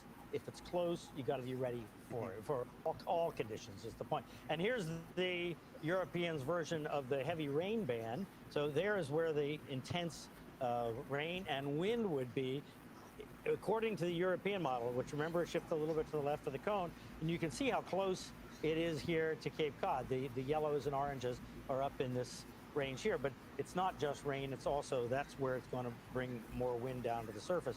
So it's an inch away from Cape Cod, and that's why they have the warnings up. It's uncomfortable. Right there. That's a difference, 25 miles between half an inch of rain and maybe 4 inches. Exactly. And of course, down East Maine into Nova Scotia and New Brunswick, that's right in the middle of that area. And here's the noon. Now, this is at noon, the European, if we use the European's wind. And the point is that it's pushing water this way and down into Cape Cod Bay. Also, by the way, they're still scheduled to play football in Chestnut Hill. Yeah. Right? Yeah. Right? At noon tomorrow. Or not noon on Saturday. That's Gators and the Eagles? No, that's FSU. And the Eagles, yes. In Chestnut Hill. Excuse me, that's a sin in Florida, by the way. My bad. Yeah, it's very bad, actually. It's west of downtown Boston. So it's going to be a gusty, it looks like it'll be a gusty thing, but the question was whether they're going to play it or not. And the last I saw, they still have it scheduled. So yeah, the cruise ships have to make a call much earlier than athletic directors do, I guess. Exactly, yes. We'll be watching for that. That's Fox Weather's hurricane specialist, Brian Norcross. Again, keep in mind, we've got the new update coming in from the National Hurricane Center in half an hour. Some of what Brian was just telling you will be in the mix with that new forecast. We do want to show you a look at the calm before the storm. This is in Scituate, Massachusetts. Folks all along the coast in Massachusetts, their coastline should not let their guard down as Lee approaches. Some of what Brian was just showing you, the unforecastable elements, these little wobbles left and right, they mean a lot this go around. They always do, but that's especially the case when you have a storm that's moving parallel to the overall coastline, and you've got a landmass like the Cape, which just famously juts out into it. So for that reason, we've got the tropical storm warnings that are up for Cape Cod and the islands It's meaning that we're expecting tropical storm conditions in some of those areas. Fox Weather's Nicole Valdez is in Situate, Massachusetts, an area that knows a lot about powerful coastal storms. This one, though, is huge in size, Nicole. It is, Ian, and really what we are looking at is the path, and that's going to determine a lot about what impacts we see in places like the town of Situate. I do want to point out that FEMA Director Deanne Criswell moments ago said that she's already been in contact with the governor of Massachusetts and says that they are ready to support the state if needed. But talking to town officials here throughout the last several hours, a lot of them are on alert, but they are not exactly preparing for a devastating situation. We are in an area that is under that tropical storm warning, not the watch that most others across the coastal area of Massachusetts, besides Cape Cod and Martha's Vineyard, are looking at right now. But what we do see are people that are sort of trying to take advantage of the nice weather we have today and either prepare or maybe get outside today knowing they won't be able to starting tomorrow. You take a look at some video here. You'll notice people here at Peggotty Beach. They're out soaking in some of that sunshine. We've got a lot of surfers out as well, taking advantage of some of the waves that are really more manageable today, because come this time tomorrow, we could really start to see much larger waves really hitting that seawall. And that's where the dangerous conditions will start to really begin.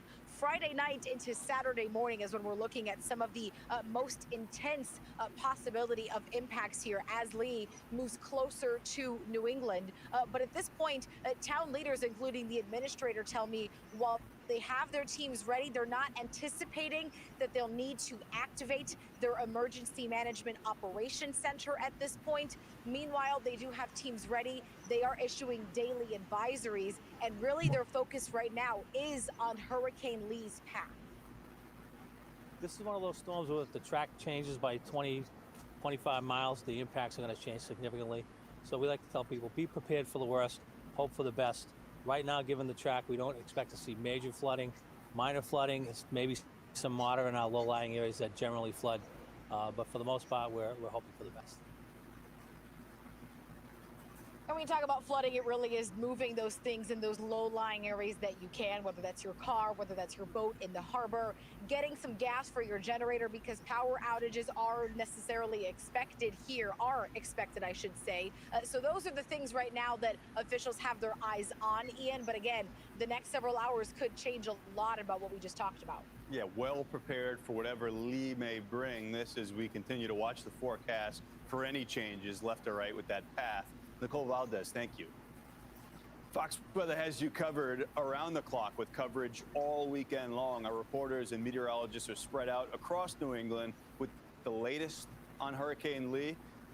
It's going to give us a very good sampling, Jane, of how this all plays out as we move into the weekend. Yeah, and we want to get into a little bit more city-specific forecast, because now we're getting into that time frame where we can kind of narrow down what a place like Boston is going to feel in a reasonable sense, right, as Lee comes up the coast.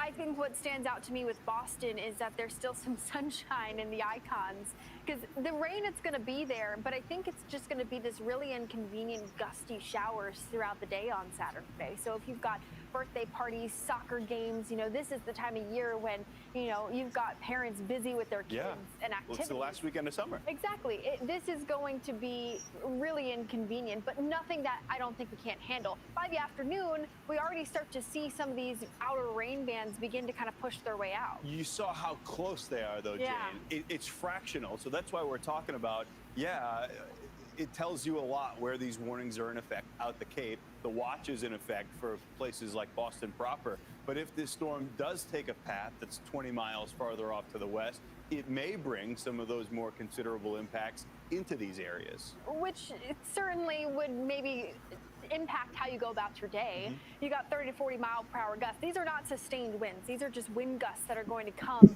as you go through your day. It even starts as early as Friday. I mean, throughout the day tomorrow, you've got gusts up to 20 to 30 miles per hour. And the reason why that's a problem is because you've such saturated ground. We've had a really significant round of rain that came in this week already.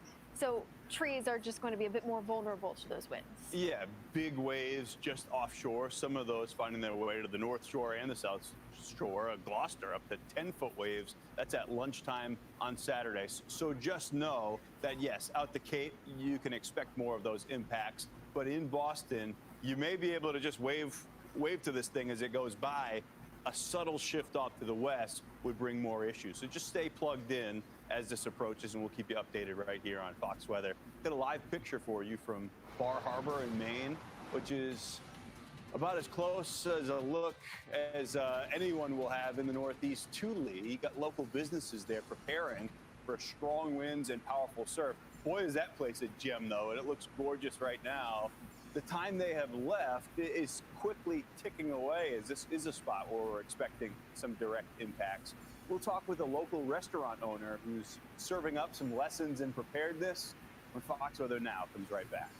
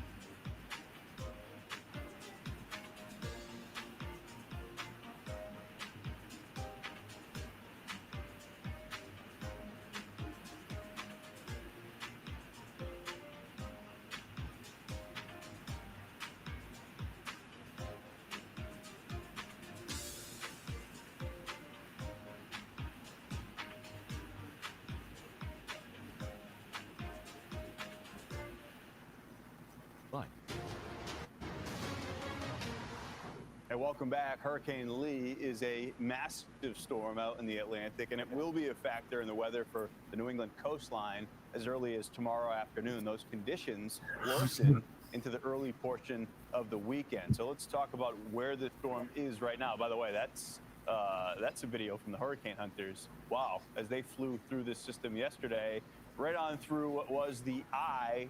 We have talked a lot about the changes, though, to the structure of this system, because it's encountering things that tropical systems, purely tropical systems, don't. As this moves farther off to the north, it's getting picked up by that dip in the jet stream, which is accelerating it off to the north, now moving at 14 miles per hour. You see kind of the southern side of this circulation eaten away a bit by some dry air that gets forced in by that big dip in the jet stream, but it also broadens out the overall size of the system. So yes, as the maximum winds with that inner core, those start to come down, but this whole wind field spreads out. And by the time this approaches the New England coastline, we're expecting it to be well in excess of 500 miles across when we're talking about tropical storm force winds. So there is certainly an evolution that is ongoing with the structure of this system as we move through the next couple of days. That being said, for the time being, still at 85 miles per hour for maximum sustained winds. We're just about a half an hour out from that next update from the National Hurricane Center. There's your forecast path. You do notice the much stronger consensus among forecast models, at least as compared to the past several days, which is why this forecast is really dialing in. Euro is still on the west side for a forecast path. The GFS has been farther off to the right or to the east, and a faster solution.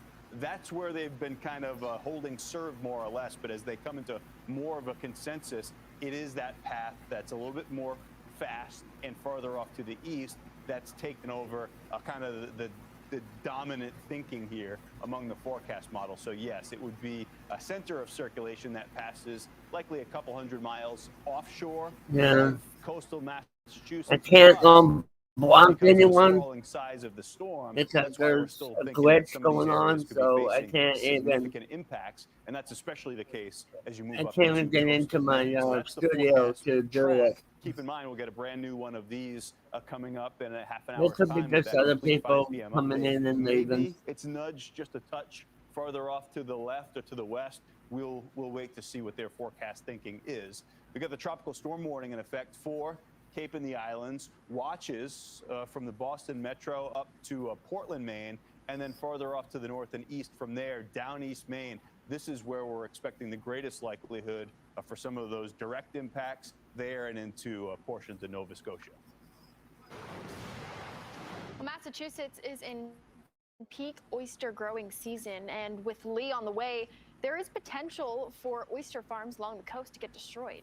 Yeah, one oyster Well, farm in I tried to go in my studio and protect their shellfish prior to the storm. Signature Oyster That's Farm sad. and Tours owner Ryan Smith says they are squeezing in Oh, weeks of well. preparation into just a few days. Yeah, you They'll joined us come live back. now, and we just saw video of your team moving around oyster cages. You know, with Lee on the way, walk us through what you guys are doing and how you're I expecting just to wish I protect had more these people oysters. in here that might So all our babies are on the location surface of the channels. They water. get We like have what? 2 million oysters up there. They And have they're obviously like the most 1K susceptible to anything that damage the or storm can do. 1.1K So we're in full panic mode, just people trying to get watching them. everything planted directly on the bottom, because at the surface, the waves, that's where the most destruction could cause them, and we aren't taking any chances of our seed dying or anything like that. That's the next 2 to 3 years of my family's income and all my employees' income. So we're doing all we can, and we appreciate the big heads up we've gotten, because it has been a lot of work, and we are just doing everything we can. Ryan, wow, you said 2 million oysters. This is a huge production that we're talking about. You're there in Edgartown on Martha's Vineyard, and usually this is a bit of a sheltered bay, but that overall geography has changed a little bit in years past from storms like this. So what's the concern with that, even with a storm that's passing farther off to the east, that clearly it could have a big impact on your business? Well, these are giving me views. Anything can happen with a hurricane. It could change, like you said earlier, at 20 to 25 mile an hour winds can make a big difference. With a storm surge, I probably know winds, we're who's protected by a watching. barrier beach that on the other side is the Atlantic Ocean. If that beach They were just don't to let a get comment destroyed, for obvious then we reasons. could all potentially go out of business. That's obviously the worst case scenario, but basically we're doing everything we think can I to know batten down who the it is. hatches. I'm pretty sure one of You know, them you will talk about text the me. risks. You got 2 million baby oysters to keep protected. But what about your gear? You know, everything that you use, to help get this farm up and running. What are you concerned about? Any risks there? Oh God, yes. So everything that's floating right now is extremely at risk. I have one boat that I'll be able to haul out of the water, put it on a trailer. The large barges that you're looking at right now, those we're not going to be able to haul out in time, but we're going to move them into a much more There's sheltered nothing area where else they'll for be a me lot to more report. protected on a heavy mooring just system. doing And this we because can of only me. really hope for the best for those things. But if we batten down the hatches, we prepare everything we can, then we should be all right. We don't have any weather just about systems 15 coming my miles way away, anytime 20 soon. miles away as the crow flies there in Westport, Massachusetts. I know how big the fishery industry is across the whole spectrum, but for you, this has been wonderful for the environment. These oysters act like big filters. If your farm was to take significant damage, would you be concerned about any environmental impact there? Yeah, so that's probably something I'm most proud of. I was a commercial fisherman. That's how I grew up and was raised. I saw the damage that can be done through that. Oyster farming is the complete opposite. We're literally giving back to Mother Nature. Katama Bay, it's all sand. It's literally a desert under the water. There's no structure there. With these oyster farms, we essentially created an artificial reef. So we provided a habitat for all these fish species that need a home. And now we gave it to them. Not only are the oysters filtering the water, but we're more or less, we're just doing so much for Mother Nature. And, you know, it's something I've seen in the past 20 years, the amount of fish that have come back year after year. Is that a boat? It's really incredible to see. I'd hate to see that go backwards. It's had a lovely impact on the overall ecosystem. And Don't we be are wishing scared you to well, be on the wishing you water luck. like that. With a storm passing farther off to the east, we know those impacts would be minimized considerably. That's the scenario we're hoping for you. Signature Oyster Farm and Tours owner Ryan Smith, thanks for chatting with us here on Fox Weather. Yeah, I appreciate it. Thank you. Lee, is certainly one of those storms where you need to pay close attention, Jane, because of its potential path. We were just talking about it. That's a real world example. 25 miles left or right, big changes. Oh, absolutely. And, you know, tropical storm force conditions expecting to certainly come for the coast at some point throughout the day. I'd say late Friday on into Saturday. That we do know. I mean, this storm is going to continue to grow in size. One, as it continues up into the higher latitudes, but also as it kind of weakens, takes on those extra tropical characteristics. That's Edgartown right there. Yeah. So that's the point to make. Katama Bay, where his business is, this big oyster farm, it's right on this periphery of where we're expecting the potential tropical storm conditions. Either way. And you've got, you know, Newport, Rhode Island. What? I mean, not too far away, right on there. the outskirts. And yeah. so this is going to be a big difference maker, you know, how this storm is going to track up to the north on, you know, minimizing those impacts or perhaps getting, you know, worse for an extended period of time. But in the wind gust forecast right now, I mean, you've got these winds kind of coming off the coast as the storm continues to pull up to the north. I think it's more so, you know, as we go through the night Friday that we could see some of that storm surge conditions, you know, maybe be a bigger factor. But as that wind shifts, it'll kind of decrease for a place like Bangor, Maine. Yeah, and we know that this is a part of the country, unlike when we track a tropical system down in Florida. The tide cycles are huge. We'll talk much more about that with our hurricane expert Brian Norcross about the tide cycles and how that could play into the whole mix. Down East Maine appears to be more locked in, Jane, because of the sprawling size of the storm and a closer proximity to, we'll call it its center of circulation at that point. You got rain and wind heading your way. You know that's going to be Saturday, but just want to point out the sunshine on Sunday. This moves in and kind of moves out by the time the end of the weekend rolls around. All right, we do want to round out as we move closer to the bottom of the hour with what could be happening where you are. If you're a long way away from Lee moving up the coast, we want to keep you in the know. That's right. So let's take a look across the country. You know, we start things off in the Central Plains. We have a big cool down. It's been a big talker for everybody who's living in Dallas, Oklahoma City. You've got 70s and 80s on the board. And, you know, after coming off such an miserably hot summer. 81 probably feels like 51. And that's all right, dude. Rain. I mean, this is like hallelujah. These people are the ones that are talking right now because they are meteorologists. That's developing. what their job so is. Any rain or a single drop of it is beneficial, but this has actually been significant rain. Yeah, and we're going to keep that going as we go through the day today. Of course, we're going to watch for any potential of flooding as we go forth, you know, into the afternoon today. We're going to have to kind of watch Central Texas. This is what I want to do. Same thing that they're doing, showing the graphics, talking. Where we could front see range, front range of Denver, kind of dealing with some showers and thunderstorms as we go through the second half. At least for Texas, though, yes, there is some hazard with this rain, but they're in by any means necessary territory.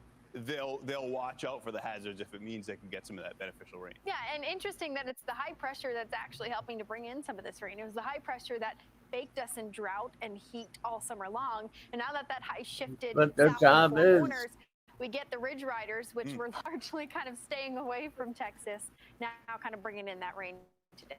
Yeah, so overall, this is a much more favorable pattern, at least to finally get some rain and some reasonable temperatures down across Texas. All of this is Hurricane Lee. I'm getting bored with this, right? The And storm is currently lashing turn this Bermuda off. before the expected impacts move farther up north. Play closer to the some New England music, I guess. coastline. The areas that need to be on alert for strong winds, high surf, and rip currents. That's when Fox Weather Now comes right back.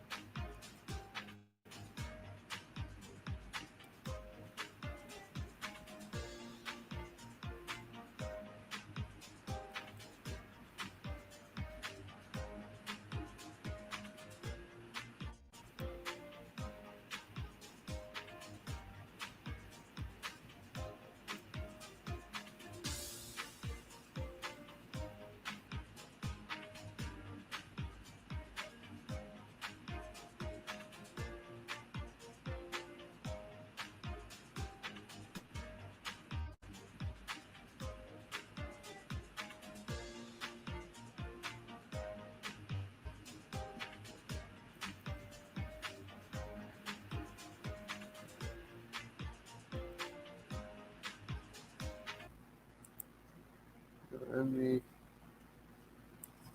look back.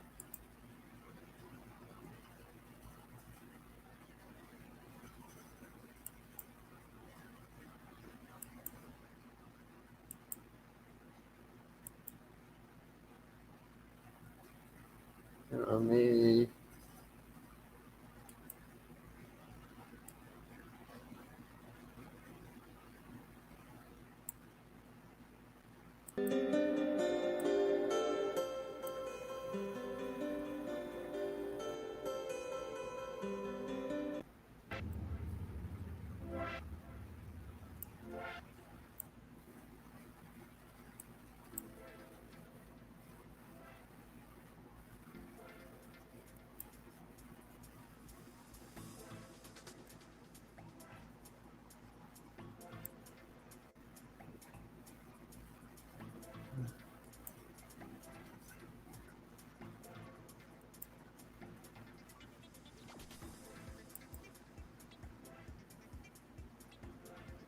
I wish there was a card case going on.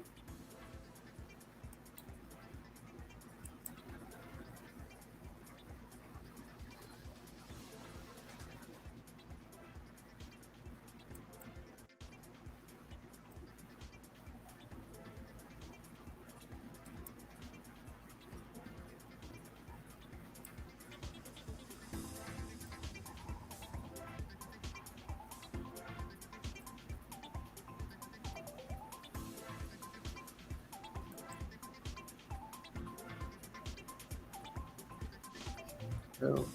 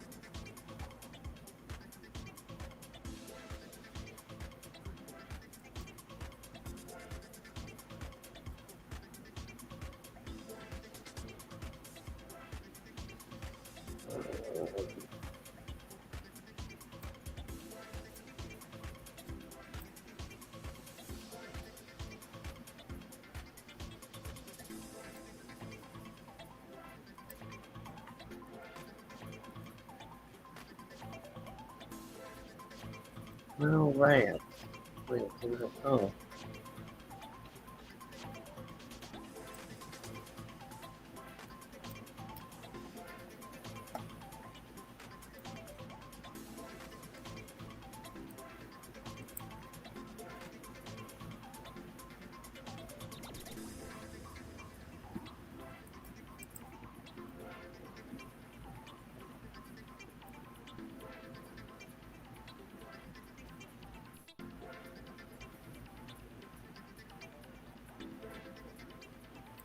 Let's do this then.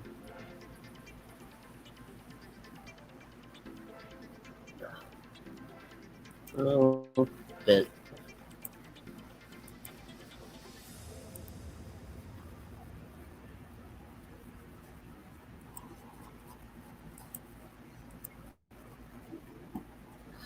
There we go. Okay.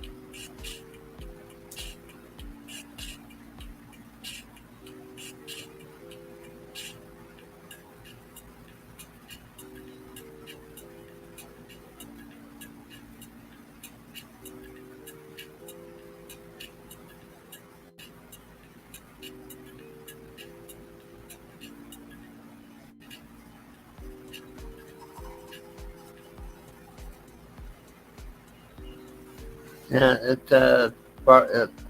I didn't talk. The volcano. I think this is in Hawaii.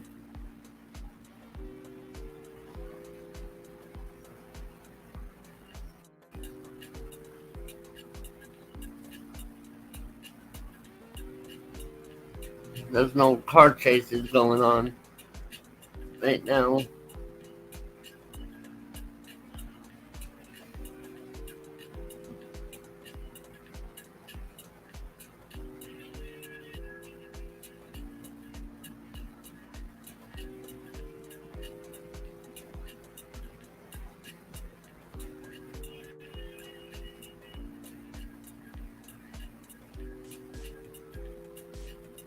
Play music because there's no sound on the night stream for the Hawaiian fire.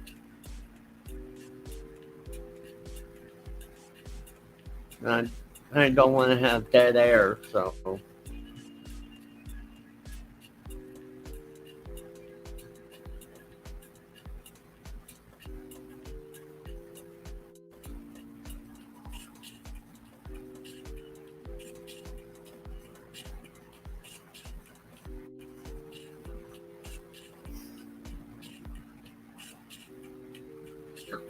Hear me.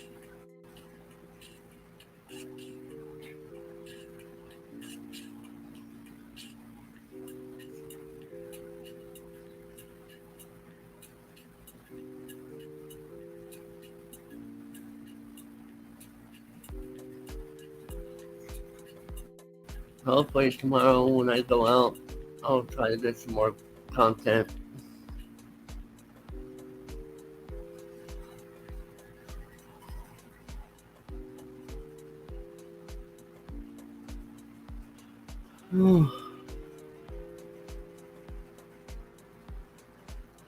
We're gonna get storms this weekend, so hopefully I'll have more content too.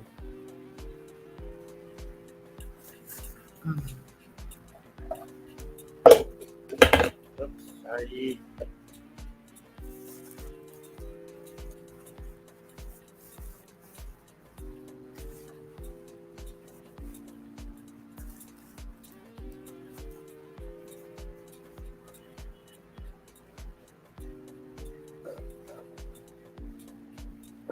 Oh, I heard the answer.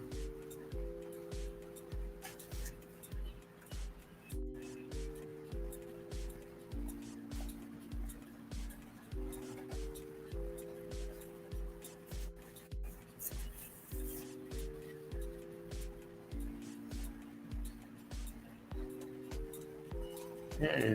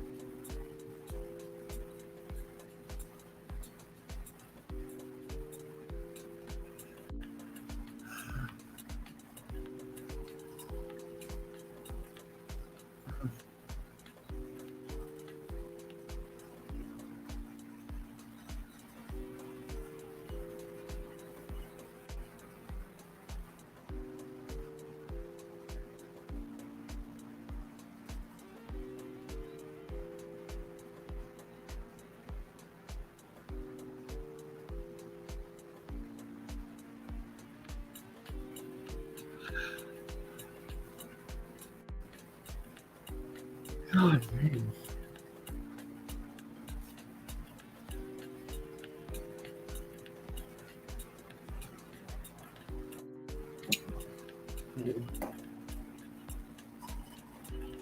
What's going on the YouTube strikes? Here's 9.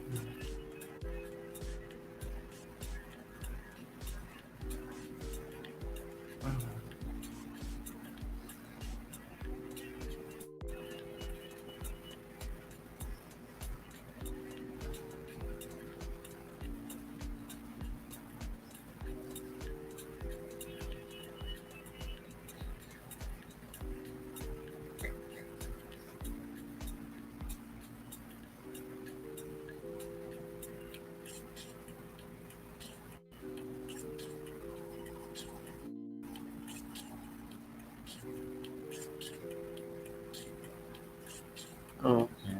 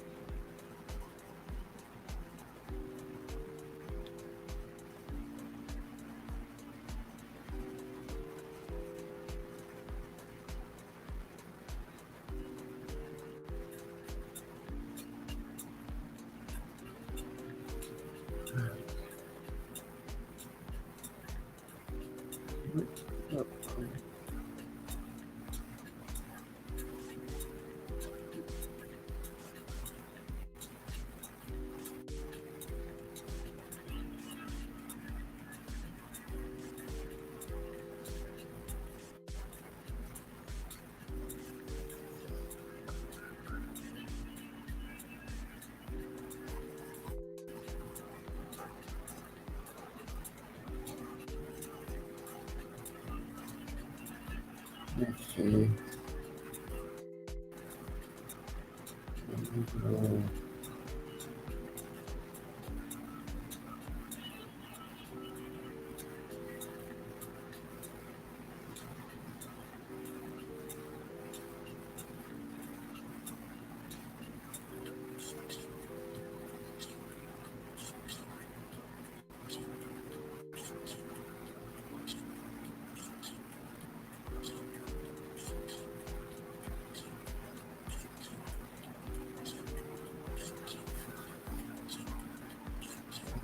Okay.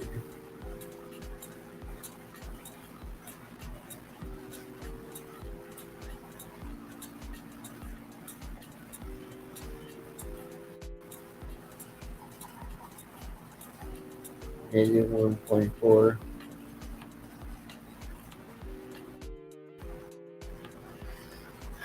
Hey, Rock. Don't have that particular like that.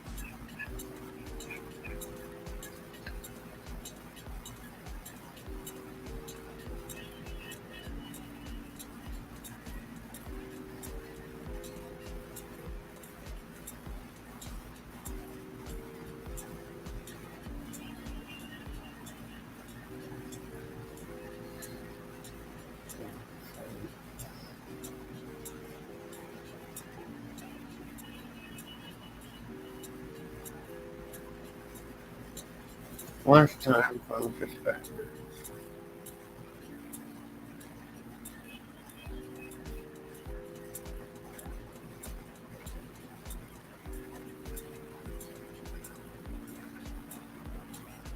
Not subscribed.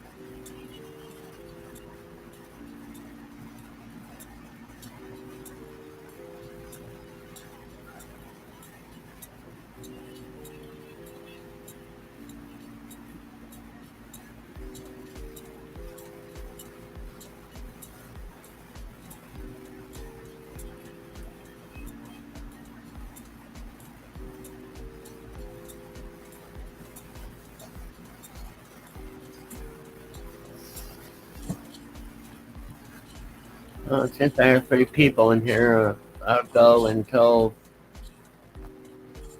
I guess the 3-hour mark. I don't want to end it with 3 people in here. That would just be rude of me.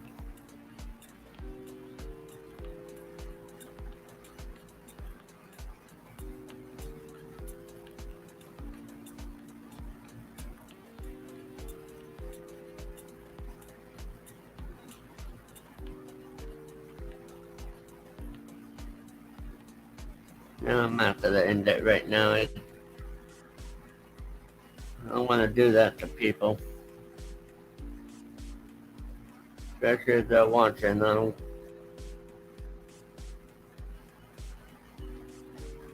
don't want to just end it when I have 3 people in here. They're enjoying the content, so they can comment if they want. I'm not gonna block them.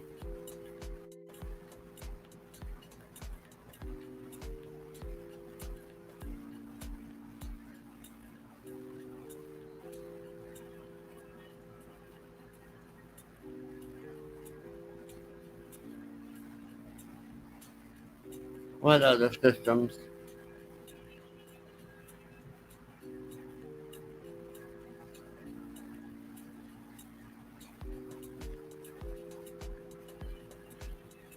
I'm just checking my internet.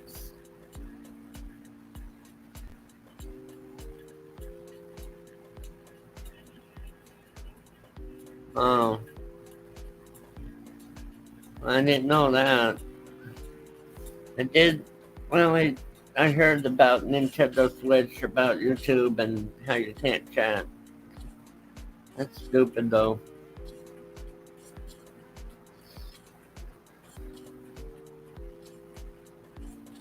Like, if you have Nintendo Switch and it has YouTube, and yeah, you can't chat, how you supposed to build your channel up?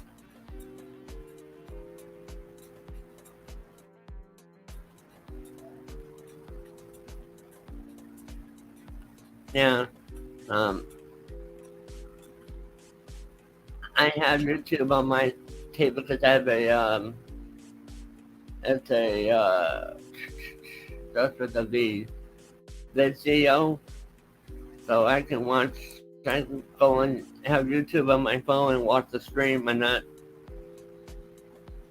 in that chat. I just sit there and watch.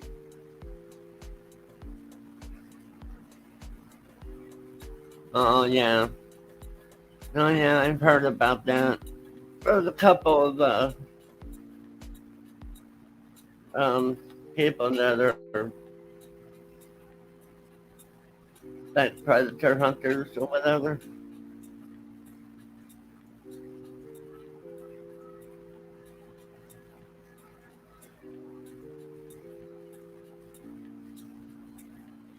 Yeah, but I don't allow perverts to come in my chat and try to talk to children. I do not allow that.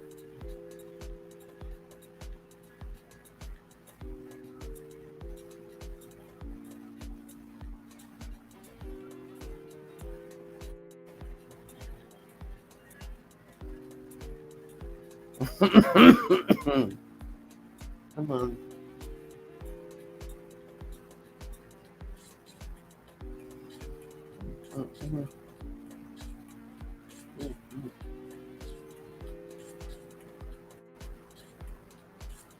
Yeah.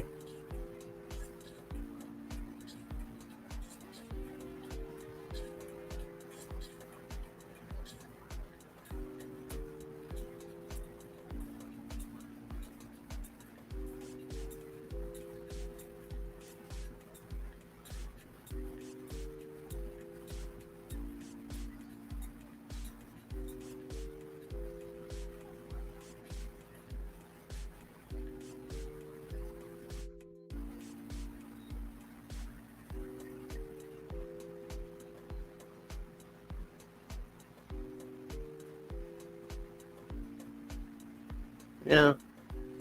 Even though if somebody's watching your stream and doing that chatting, does that count as a as them? What's the word I'm looking for? Does that count as them watching your stream, so you get watch hours from just somebody from watching your stream?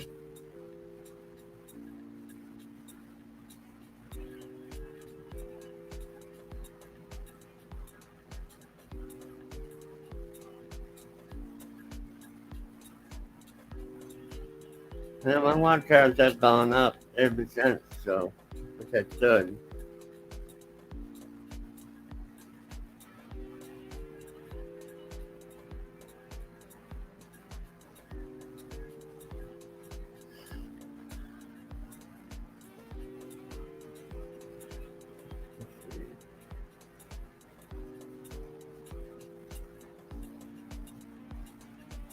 So okay, so they have to be typing in the chat for the for to add. I don't know. That so you get watch hours just from somebody typing in the chat.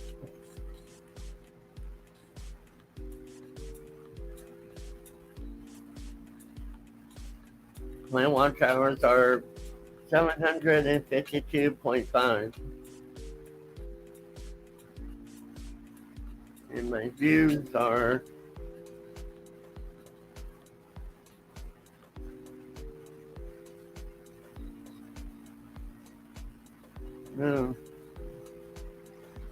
94.70.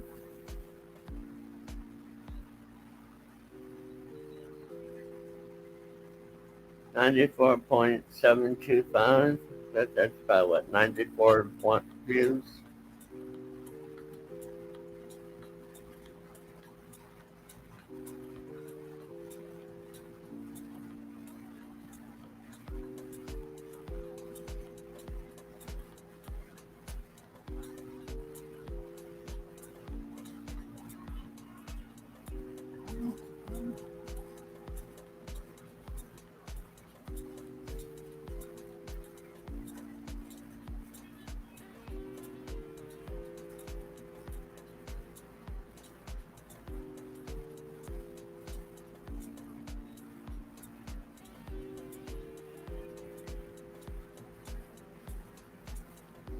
Oh.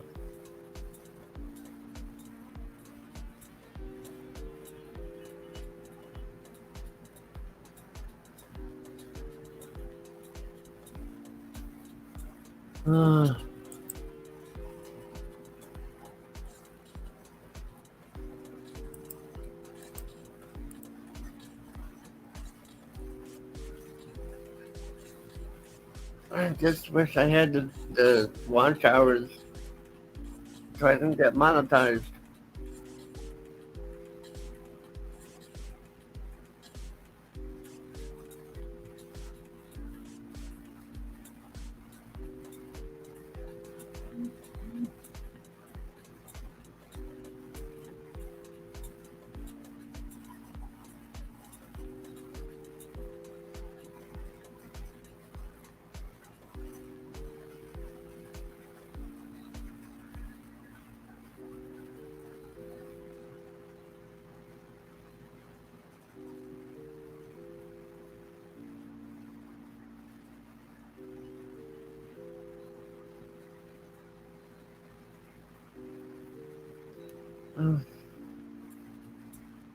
So hard.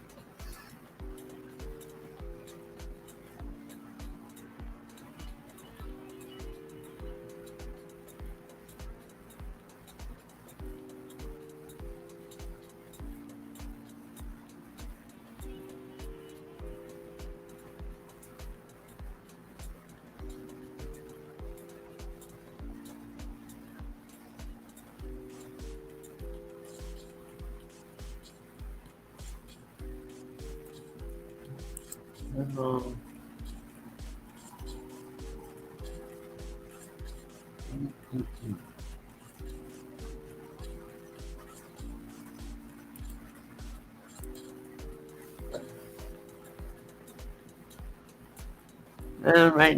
Right now it's 89 degrees.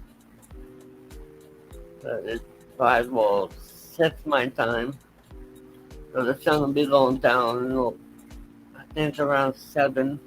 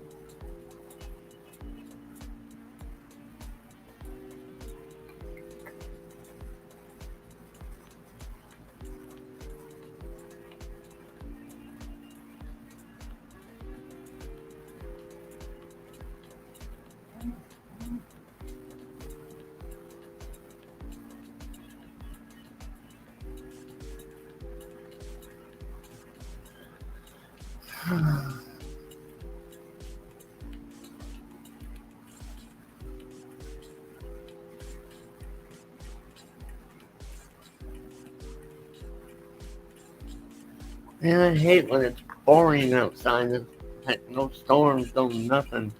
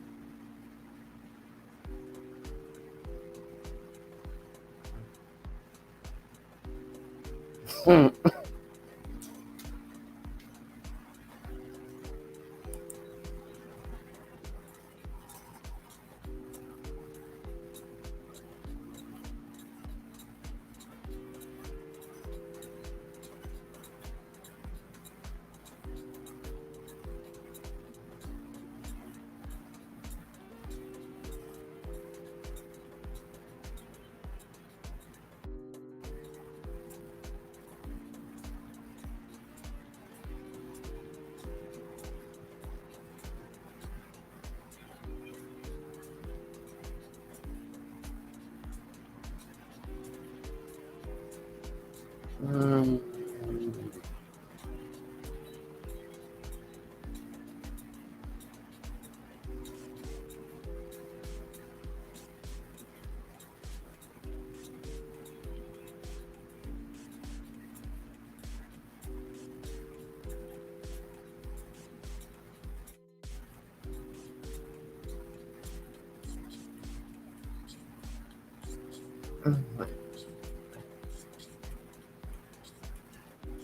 I am bored.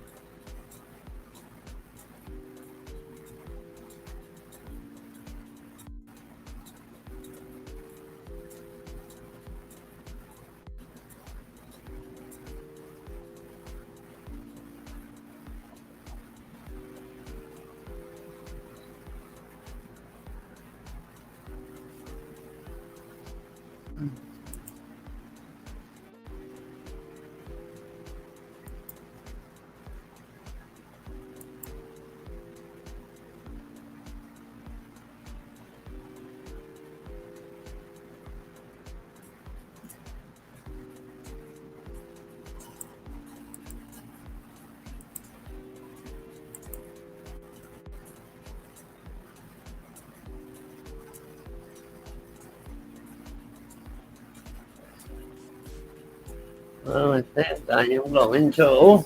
Those 3 people now. I'm tired as hell.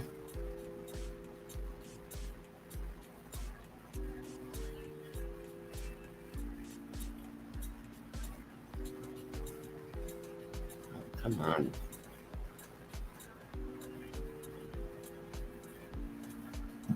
And I think I'm gonna end it here.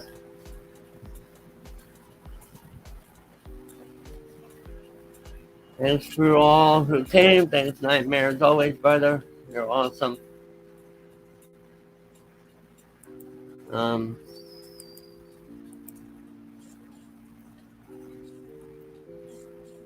Thanks for everyone who came, who supported me and didn't chat. That's fine. Everyone have a good evening. Be safe. I don't know when I'll be going live again, but watch some of my videos, comment, like, subscribe, and hope to talk to y'all later. Good night. See you, brother.